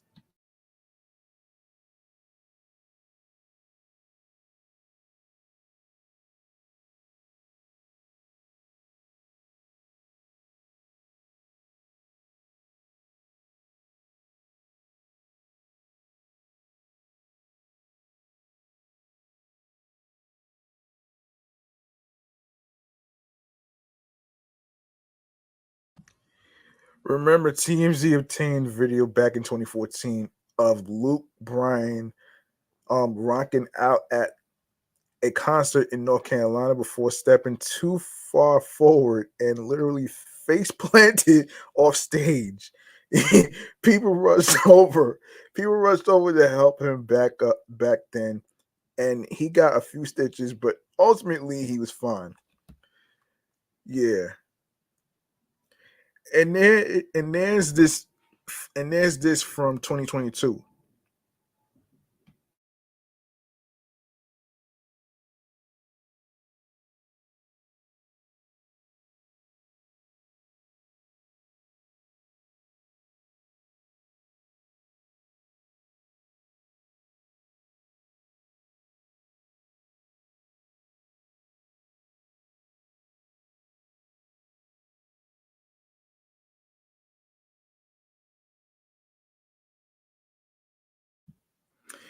And there's this from 2022 where Brian showed off some booty popping dance moves when his ankle gave out and left him fully on his back. Oh shit. Between Brian's got a show Wednesday in what is it? Saskatchewan, Canada. Of course, watch your step, Luke. Obviously, that's a wipeout right there, man. A wipeout of 2024, man. Oh shit. Oh man, I am not gonna hold you, man. That right there is that right there, that was fun to laugh though, man. You know what I'm saying? Um oh man. Yeah. Um let's see what else we could talk about here, man. Um okay, let's get into hold on a minute. Let's see what else we gotta talk about here. Um okay. Let's see. All right, let's get into some movie stuff, man. Some movie stuff right here. Let's get into some movie stuff, man. Um, now I'm pretty sure a lot of you folks out there, a lot of you cats out there probably heard of the computer game Sims, right? There's going to be a movie that's going to be in the works though, man. And when I first heard about this shit, why the hell are you making a movie based off of a computer game Sims? Like what is the story? Like sometimes you wonder what is the story is gonna be like though, man. Like what is it you're gonna talk about in the movie, man? Like what the hell, man? And and I'm not sure how you're gonna pull it off in live action, but that's going to be our movie Bad Cave Popcorn segment right here, man. Let's get into it right here, right now, with the Sims movie. That's funny, man. Hold up.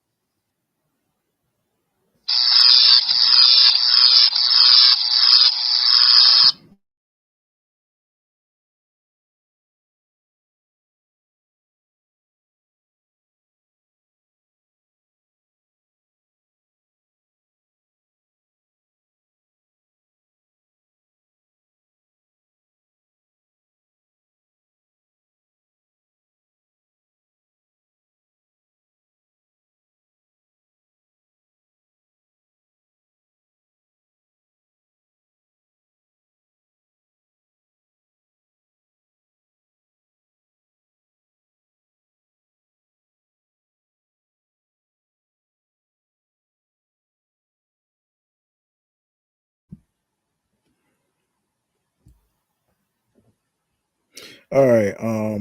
Let's get into this right here, man. I mean, I've been saving this for a while though, man. So there is going according to Variety. Listen to this, man. Woohoo! Woohoo!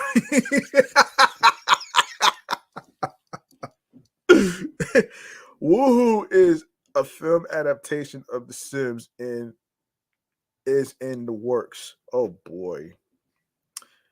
Oh, man. Let me see. Hold up.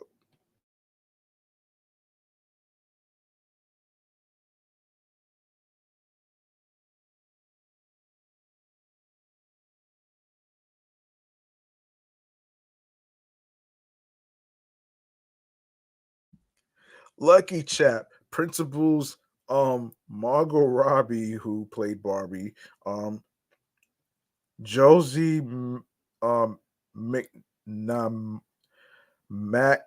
McNamara, and Tom um Ackley will produce alongside Roy Lee for Vertical Entertainment. Oh gosh. Anyway, anyway, Kate Herron, who helmed Loki.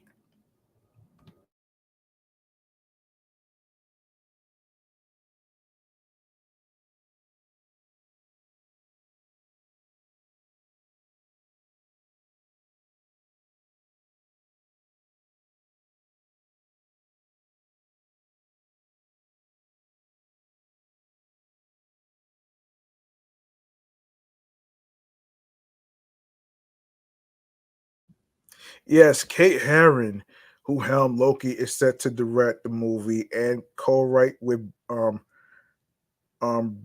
Brianni Redman. The writing duo most recently collaborated on the script for a Doctor Who episode. Herron is next is next set is hang on a second. Next set to direct an episode on the second season of The Last of Us. The Sims is one of the best selling video game franchises of all time, moving more than 200. I repeat, 200 million copies since its first entry. Hold on a second. Yes, 200 copies since its first entry in 2000. The sandbox games from Electronic Arts allows users to control virtual sims, fulfilling their needs and simulating their lives, going to work, finding love, and raising families. Or in the case of some more sadistic players, placing them in a pool and removing the ladder. Let's see. Removing the ladder. Funny, of course. Nah, it seems pretty interesting though. Removing the ladder. Okay. The Sims is part of the larger Sims series, which began in 1989 with Will Wright's Sim City. There is no cast attached to the film project yet.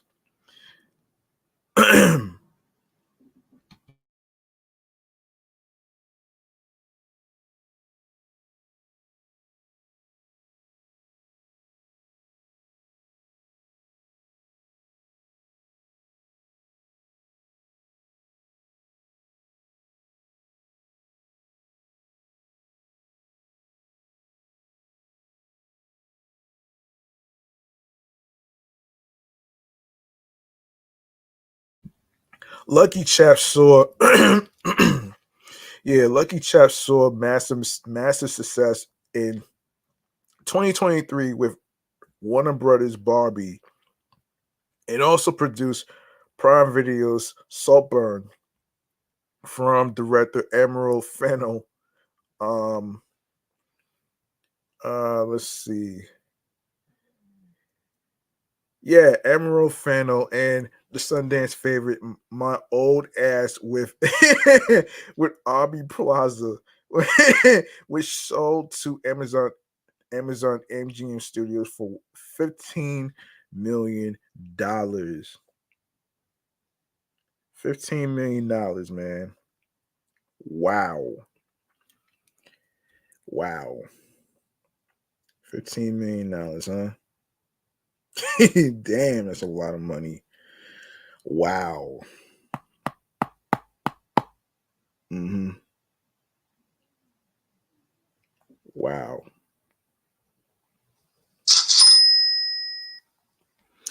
All right. Sources tell Variety that that development on the Sims project is still early, and CAA is shopping the hot package. So it's anyone's guess which studio will land the title. To note, though, Lucky Chap's principal trio were presented with the key to Warner Brothers in February as part of a celebration of the company's new multi-year first look film deal. After grossing $1.45 billion globally, Barbie was the highest grossing movie of 2023, as well as the biggest film in the studio's 100-year history. The film was nominated for 8 Academy Awards, including Best Picture, the second such nod for Lucky Chap. Yeah, I heard that movie didn't win too many awards, though, man. That's something else, man. I heard Oppenheimer swept the fucking awards ceremony in every category, man, beating Barbie, which is crazy. It is crazy though, man. Yeah.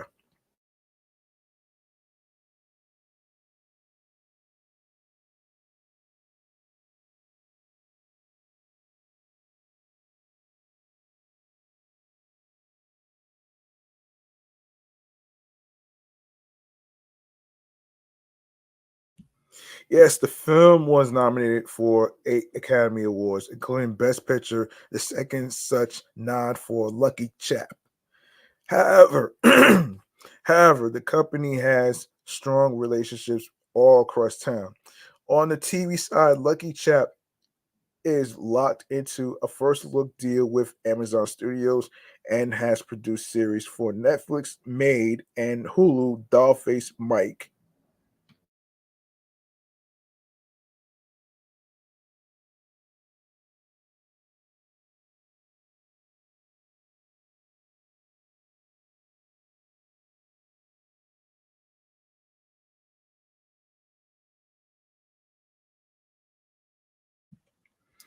Plus, their next film, Naughty, directed by Olivia Wilde, is set up at Universal. Yeah, that part too. This is I'm surprised that this is getting made into a movie. I'm I'm really surprised though, man. And I'm not. It'll be interesting to see who will be casted in those character roles and stuff, man. That's going to be interesting. So that remains to be seen and to be determined. I don't know what the release date's going to be, so I can't really say much. So I'll leave that. And it's funny that I'm gonna leave it on the Sims because of Winnie Hollow.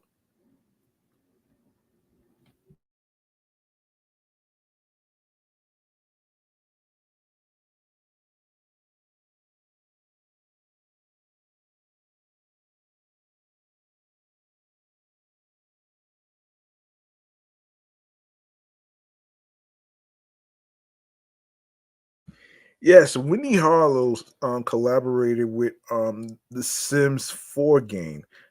Interesting. So here's what's going on with the details in The Sims 4. Skin details are an important area of focus for the dev team as we remain committed to expanding representation in The Sims 4.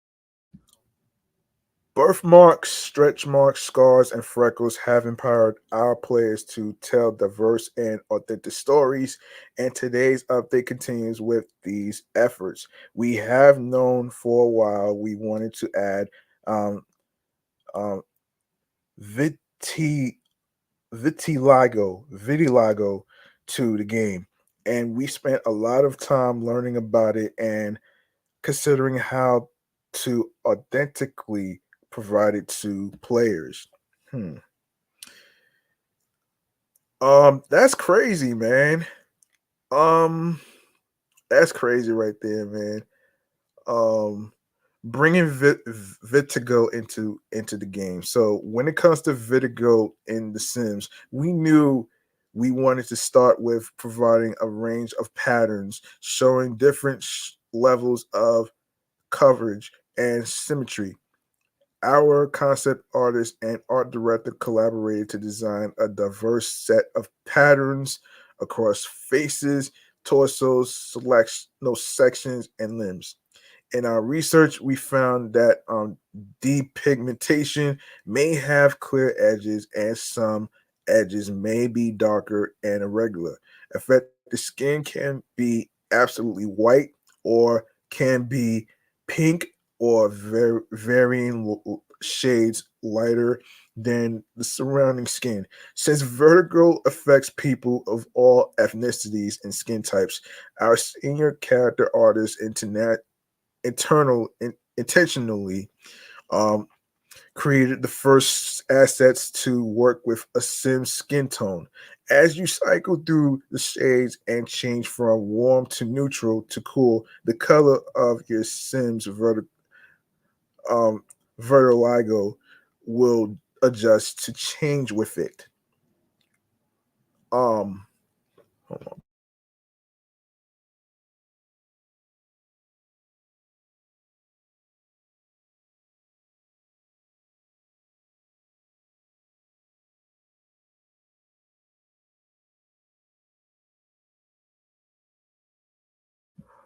Vitiligo can begin to appear early in infancy, and as you age your patches can expand and change. So we knew we wanted to provide this feature to all ages from infants to elder sims. The patterns of patches could morph in shape if they were simply converted for each frame of sim. So our character artists who expanded the selection ensured that they stayed consistent across bodies. In all, our artists developed 61 um, vital, vit, um, vitiligo variants across all ages for his first release. Our team of developers dedicated to the Sims 4 base game is beyond grateful for the talent and time provided to us by the artists, and their dedication to the quality of every asset they create.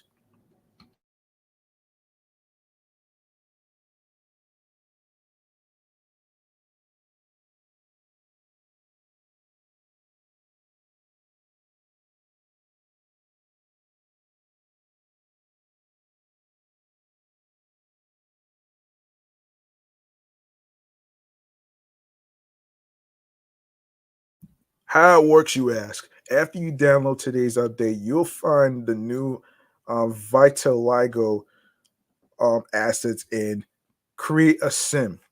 Go to the skin details category for either the face or body.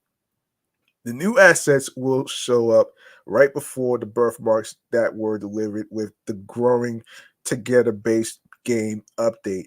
You can choose patches for your Sim's face, upper torso, lower torso, arms, and legs.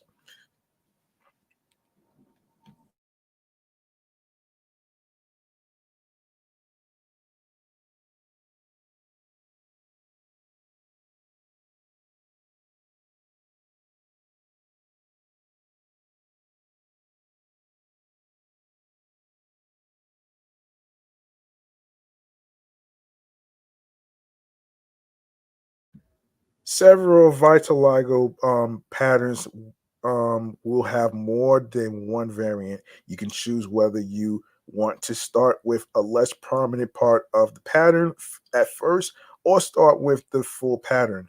All ages with all ages will have access to the same pieces, so your choices can stay the same as they age, or you can change them over time. Now, for those of you who may not know what vitiligo is, it's basically a skin disease that Winnie Harlow has been dealing with over the years, and so that's pretty much what that is, though.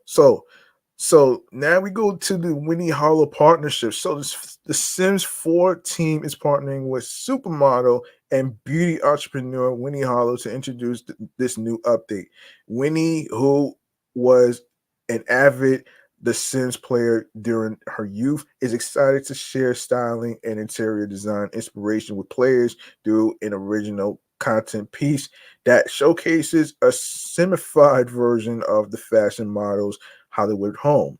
She gives a room by room tour of her dream home and talks about what this level in game representation with the Vitiligo feature means to her. Simmers can download her home from the gallery as well as play with the Winnie inspired sim. End quote. It's magical to see the Sims 4 team introduce this new Vitiligo feature. Um, when he said, as a child, I spent a lot of time playing The Sims, and I think it's so beautiful to be able to represent your true self in game. This partnership is a powerful statement encouraging players to embrace what makes them unique in both in game and in real life.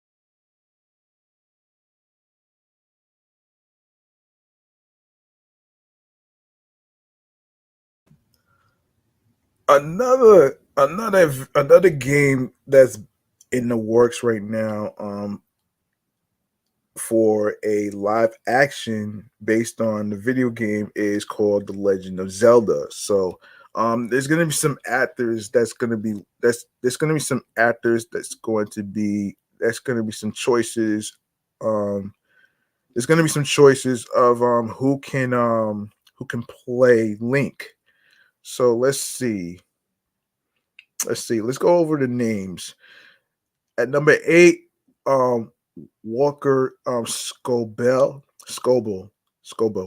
Um, let's see. Hollywood was introduced to Walker Scobell when the 15-year-old actor played uh where the actor played a younger version of Ryan Reynolds in Netflix's The Adam Project. He truly caught the industry's eye with his portrayal of Percy Jackson in the Disney Plus series Percy Jackson and the Olympians. In that series, Scobell shows that he could certainly hold his own with the Master Sword. Um, the only downside to casting Scobell would be based on Nintendo's decision to have Link talk or not in the live action Zelda film. As the young actor has shown in his short career, he's great at one liners and quips, verbally going toe to toe with Reynolds, even on their press tour together. It'll be a shame if they wasted Scoble on a role with no dialogue. Oh wow. um yeah. Um okay. Um All right, number 7, Thomas Brody Sanks. Hold on, Thomas Brody Sangster. All right, most may most may recognize Thomas Brody Sangster's face from his roles in shows like Game of Thrones or The Queen's Gambit, but the English actor is maybe more notably the voice of Ferb in the animated kids series, Phineas and Ferb. Um, Either way, the actor has an incredibly long resume of projects that have endeared him to certain fandoms. Playing the role of Link in the Legend of Zelda may not be a stretch for the actor, to say the least. Excuse me.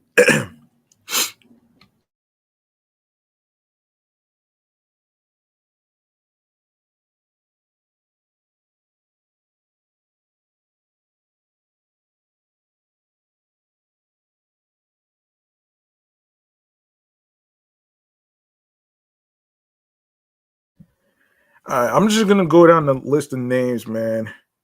I'm just gonna go down the list of names. I'm not even gonna really waste my time with the description and stuff. So obviously, well, obviously Tom Holland is obviously Spider-Man, so I don't know if that's gonna really happen. I don't think that's gonna happen with Tom Holland's. Um we got number 5, Lucas Hedges. Lucas Hedges. He is the actor that's that starred in several critically acclaimed dramas. Lady Bird, Manchester by the Sea, Boy Erased. All right, so hold on.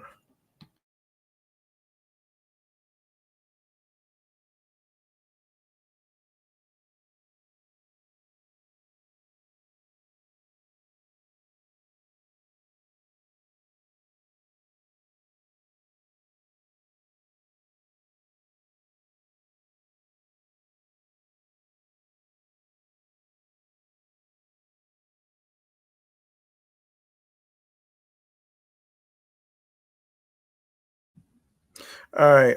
In the past few years, Hedges has refocused his career on theater acting and writing, but perhaps he's due for the blockbuster spotlight he deserves with the Legend of Zelda movie. Yeah.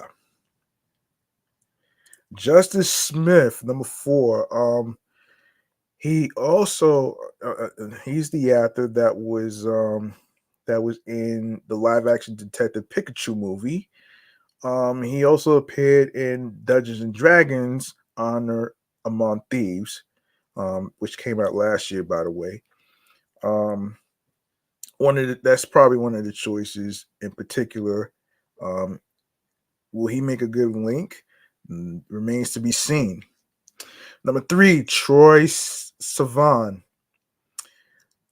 He is known for X-Men Origins, um, Wolverine Boy Erased, and of course HBO's The Idol, which got canceled. Um, all that other stuff. So that's pretty much what that is. Let's see. Yeah. So let's see. What's going on here? Let me see. Can we hang on a minute here? I'm not understanding this. Hang on one second. Trying to get all these names down.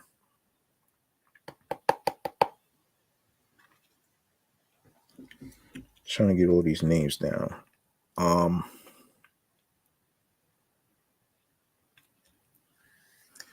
Hang on 1 second. Let me see who dropped in. Shouts to the crew from Hip Hop Organics. Appreciate you. What is going on here? The hell's going on here, man? Hold up. This is crazy. Hold on a minute.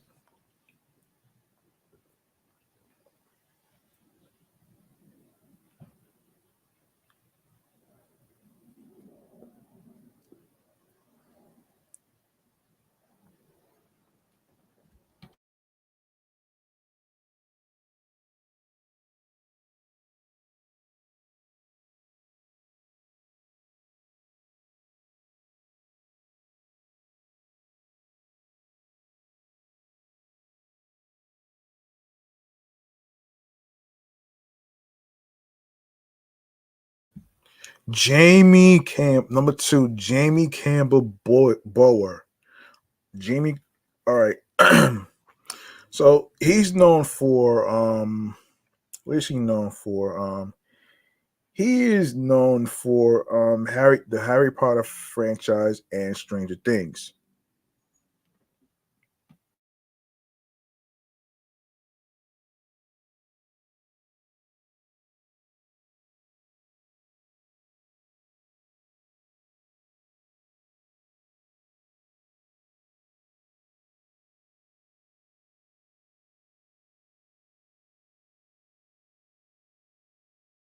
And of course, number 1 will be Dominic Sessa. All right. What is he known? What is he's known for? Let's see. Let me see. All right, he's known for the holdovers, um, which is currently nominated for Best Picture. And what else what else? Let's see. I think that's the only thing that he did. Damn. Um, yeah, that's the only thing that he did. All right, so let me see.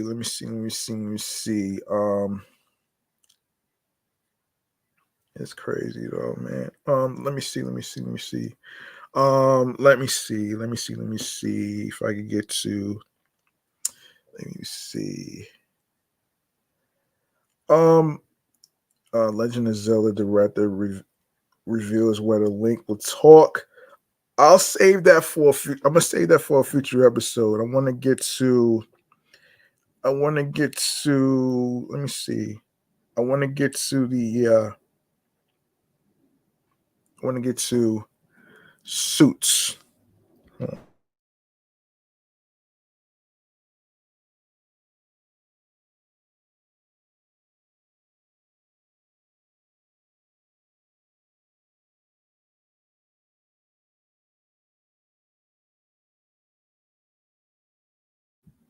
All right, so there's a Suits spinoff that's going down actually. So let's get into it right here, man. The TV show checkouts actually. Let's get into it here. Um all right. Um all right, let's get into it here.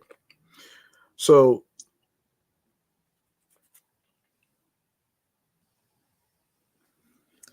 all right, all right.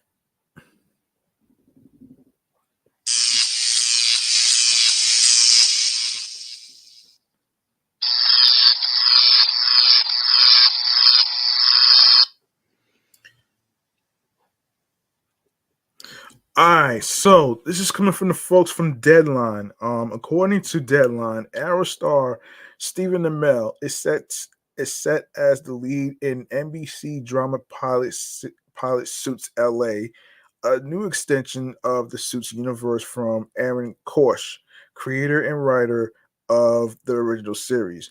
Production is scheduled to start in late March in Vancouver, which already started already. Suits LA centers on Ted Black, a former federal prosecutor from New York who has reinvented himself representing the most powerful clients in Los Angeles. His firm is at a crisis point, and in order to survive, he must embrace a role he held in contempt in his entire career. Ted is surrounded by a group of characters who test their loyalties to both Ted and each other while they can't help but mix their personal and professional lives. All of this is going on while events from years ago um slowly unraveled that led Ted to leave behind everything and everyone he loved. Damn, that's crazy.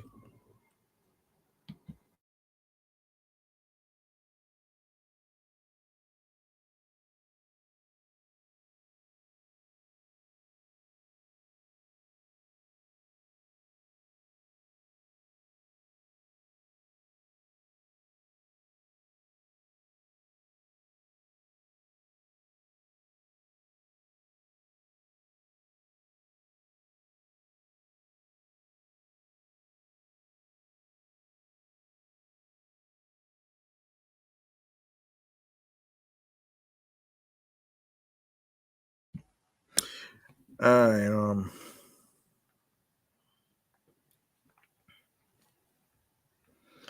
okay. Amel's Ted Black is described as a charismatic force of nature who puts his own needs above others. 15 years ago, the former New York prosecutor joined forces with his old buddy Stuart Lane to build an LA law firm to be exact, that specializes in criminal and entertainment law.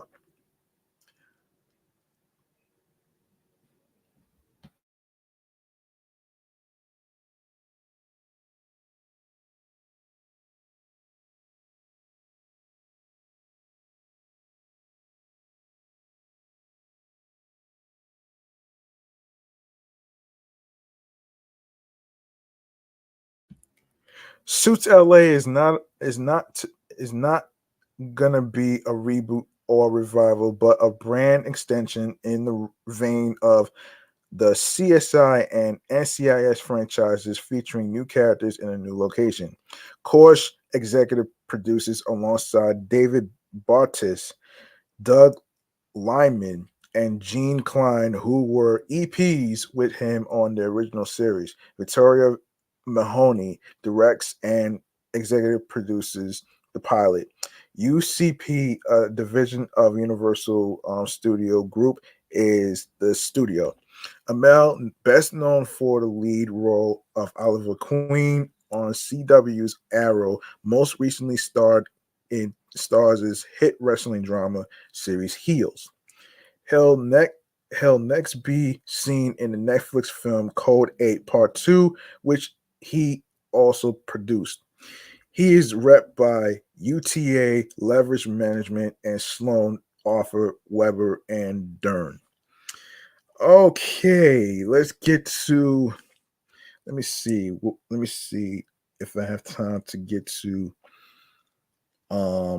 I have time to get to the. Oh, wait. Um. All right. Let's get to. I want to get to the Roots Picnic. Yeah, let's go to the Roots Picnic for a sec. I'm just gonna do a little rundown on the Roots Picnic. Let's go to that right now. Let's go to that right now, man. The Roots Picnic lineup. All right, so some lineup. There's a lineup here, man. Let's go to the lineup for the Roots Picnic. If you go to the website to get your tickets for more information, you can go to stereogum.com. All right. So there's going to be a list. So it's from June 1st to June 2nd right now. So it takes place It takes place in Philadelphia, Pennsylvania. So so the Roots Picnic takes place in Philadelphia, Pennsylvania. The the Man in Fairmont Park. So Jill Scott, Gunna, Lil Wayne, and the Roots, of course, celebrate New Orleans with Trombone Shorty, PJ Morton, and more. Nas, Victoria Monet, J. Period Live Mixtape, Black Thought, Method Man, Redman. Um,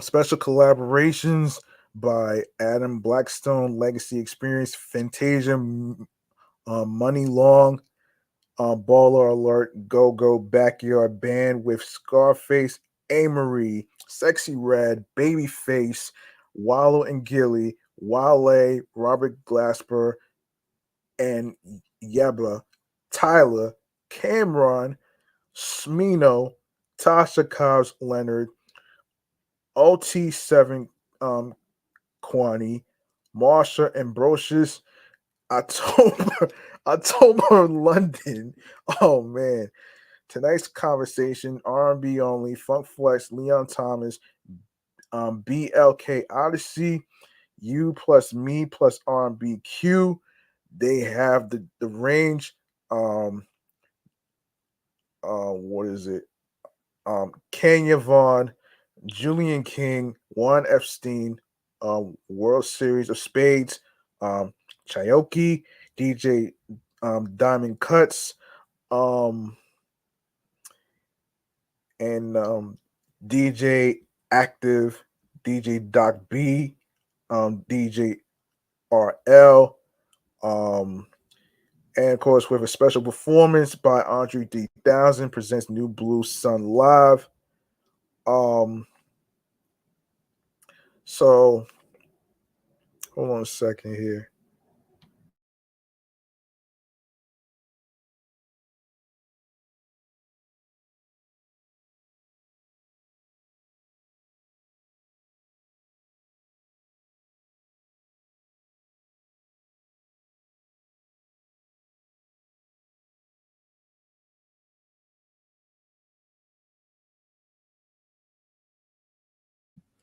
Yes, it is presented by Live Nation Urban. For more information and tickets and all that other stuff, you can go to rootspicnic.com. I I do apologize. I can't really pronounce this, but I'm gonna just spell it out for you. It's N3WYRKLA. All right. N3WYRKLA. I'm gonna just leave it like that though. So all right.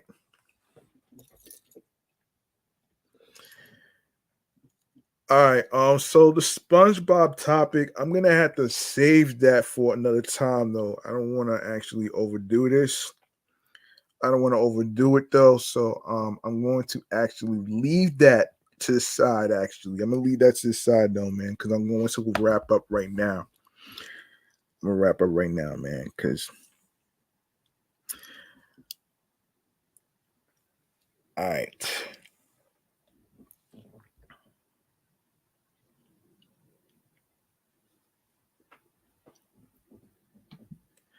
All right, we're gonna wrap up right here. Whatever topics I don't get a chance to talk about here, I will save that for a future episode. So we're gonna get into we're gonna get into our last segment of the night, which is stream choices on the go, man. Let's get into it right here, right now, man. You know what I'm saying? And let's get into it right here. Hold on.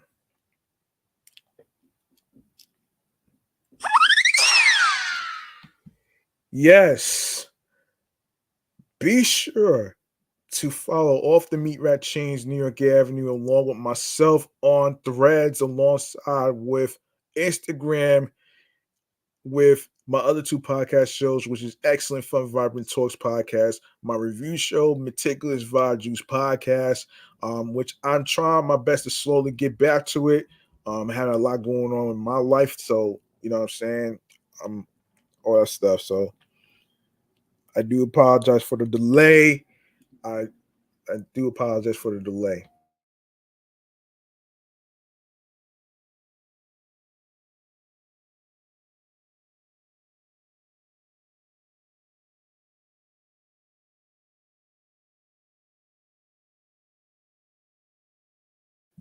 Also, you can follow your host with the most,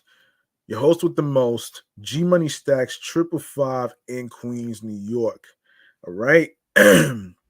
You can also you can also press the notification so you can be notified when I'll be on Instagram live going to record podcast episodes. And of course, be sure to check out my link tree in the bio. My link tree / G Money Stacks 555. You're gonna see a whole list of stream platforms, including visuals and all that other stuff. Let's start with, and also you can download these apps onto your iPhones and Android phones alongside with iPads, Android tablets, your laptops, Apple, and of course Dell laptops included. So let's get into some streaming platforms, which includes Odyssey, Audible, Audioburst, Amazon Music Breaker, Bullhorn FM Podcast, Castbox FM, Deezer, Listen Notes, Moon FM Podcast, Overhaul FM Podcast, Player FM, Pocket Cast, Podbay, Podfriend, Podhound, Podopolo, Podorama, Podcast Index, Podcast Addict, Podchaser, Podverse, Podcast Guru, Podvine, Snipped, Snip, Spotify for podcasters, Stitcher, TuneIn Radio, Google Podcasts is still around a little bit. Radio Public, iHeartRadio, the number one app where you can listen to music, radio, and podcast shows for free. You don't need a debit card or credit card to download iHeartRadio or any of the apps whatsoever. All you have to do is go ahead and subscribe on every streaming platform, including iHeartRadio and the other podcast shows that's also on iHeartRadio and other streaming platforms as well. Of course, make sure you do the same on YouTube, on the YouTube channel page platform right here, where you can get more live podcast episodes on the channel. G Money Stats 555. Grab that subscribe button for me. Make sure you grab that subscribe button for me, and alongside with enabling notification alerts so you can be notified on when each podcast recording will start according to the date, day, and time. Leave a like and a comment. Let me know how you feel about today's mental health topic. Chemical imbalance. And of course, how do you feel about certain actors trying out for the Link character in the Legend of Zelda movie? I'm gonna actually post that on the YouTube community tab alongside with Threads though, man. So keep an eye out for it though. And of course, all the other topics that we talked about in today's episode. I'm sorry I'm not able to get to the SpongeBob video game part. I will leave that for a future episode. Forgive me, and make sure you listen, stream, watch these new episodes. Of course, add the podcast to your playlist along with pressing the notification bell on every streaming platforms, including Spotify, of course, obviously, Odyssey. You have Audible, Amazon Music, iHeartRadio, YouTube, and and other stream platforms wherever you listen and get your podcast. All right. That way you'll be notified on new episodes that's dropping on a weekly basis. Um, of course, stay tuned for more video content. Um, of course, tell a friend to another friend. Spread the word. Word of mouth is important. And of course, be sure to share my link tree, which is linktree/gmoneystacks555, alongside with the podcast, with your husbands, wives, boyfriends, girlfriends, the people you're cool with from work, and everywhere else where you meet new people. All right. Um, hold on a minute.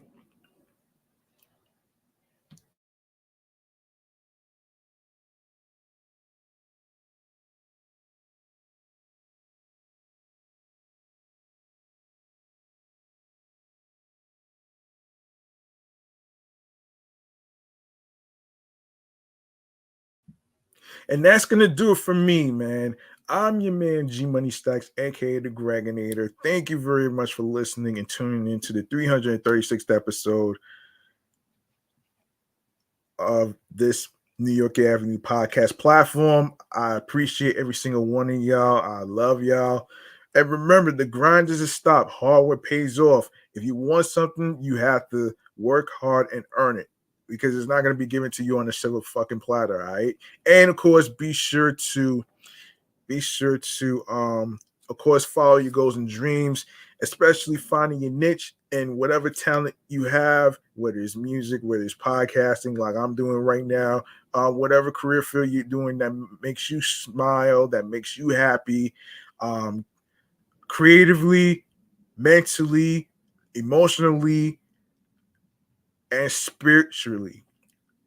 Creatively, mentally, emotionally, physically, and spiritually, that gets you into your zone alongside with tunnel vision. All right. And remember, mental health is not a stigma anymore, man. We need to break the cycle, break that sick, break that fucking stigma cycle, man. Because at the end of the day, it is not weird to ask somebody about their well-being and of course what they're going through. You know what I'm saying? And also, on top of that, I would like to say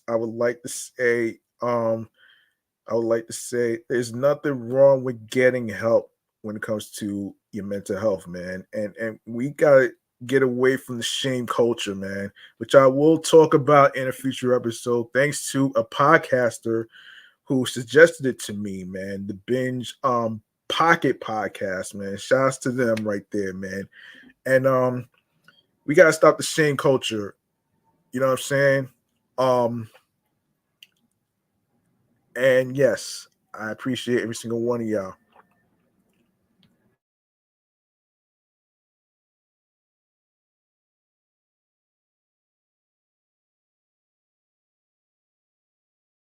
Yes, I appreciate every single one of y'all. Y'all could have listened to any other podcast in the whole world, but y'all chose to listen to this platform right here off the Meat Rat Chainz New York Avenue podcast 336 in the books.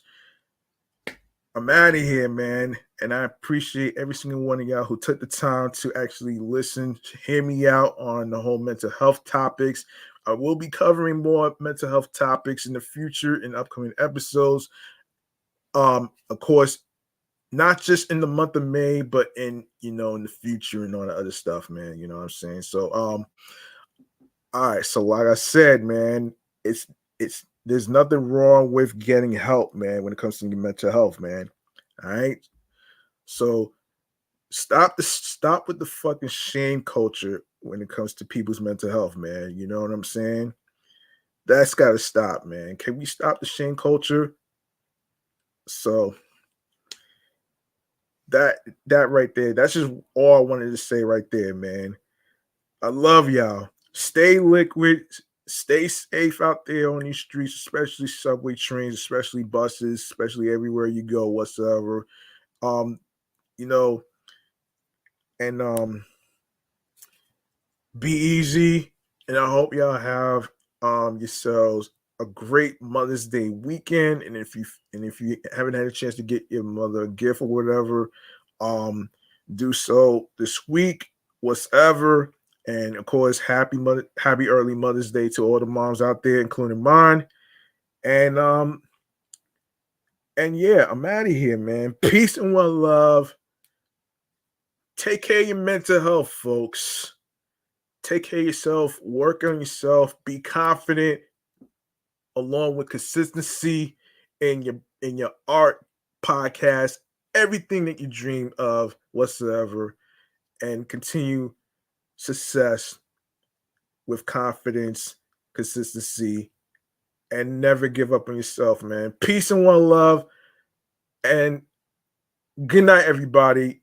Enjoy your Mother's Day weekend.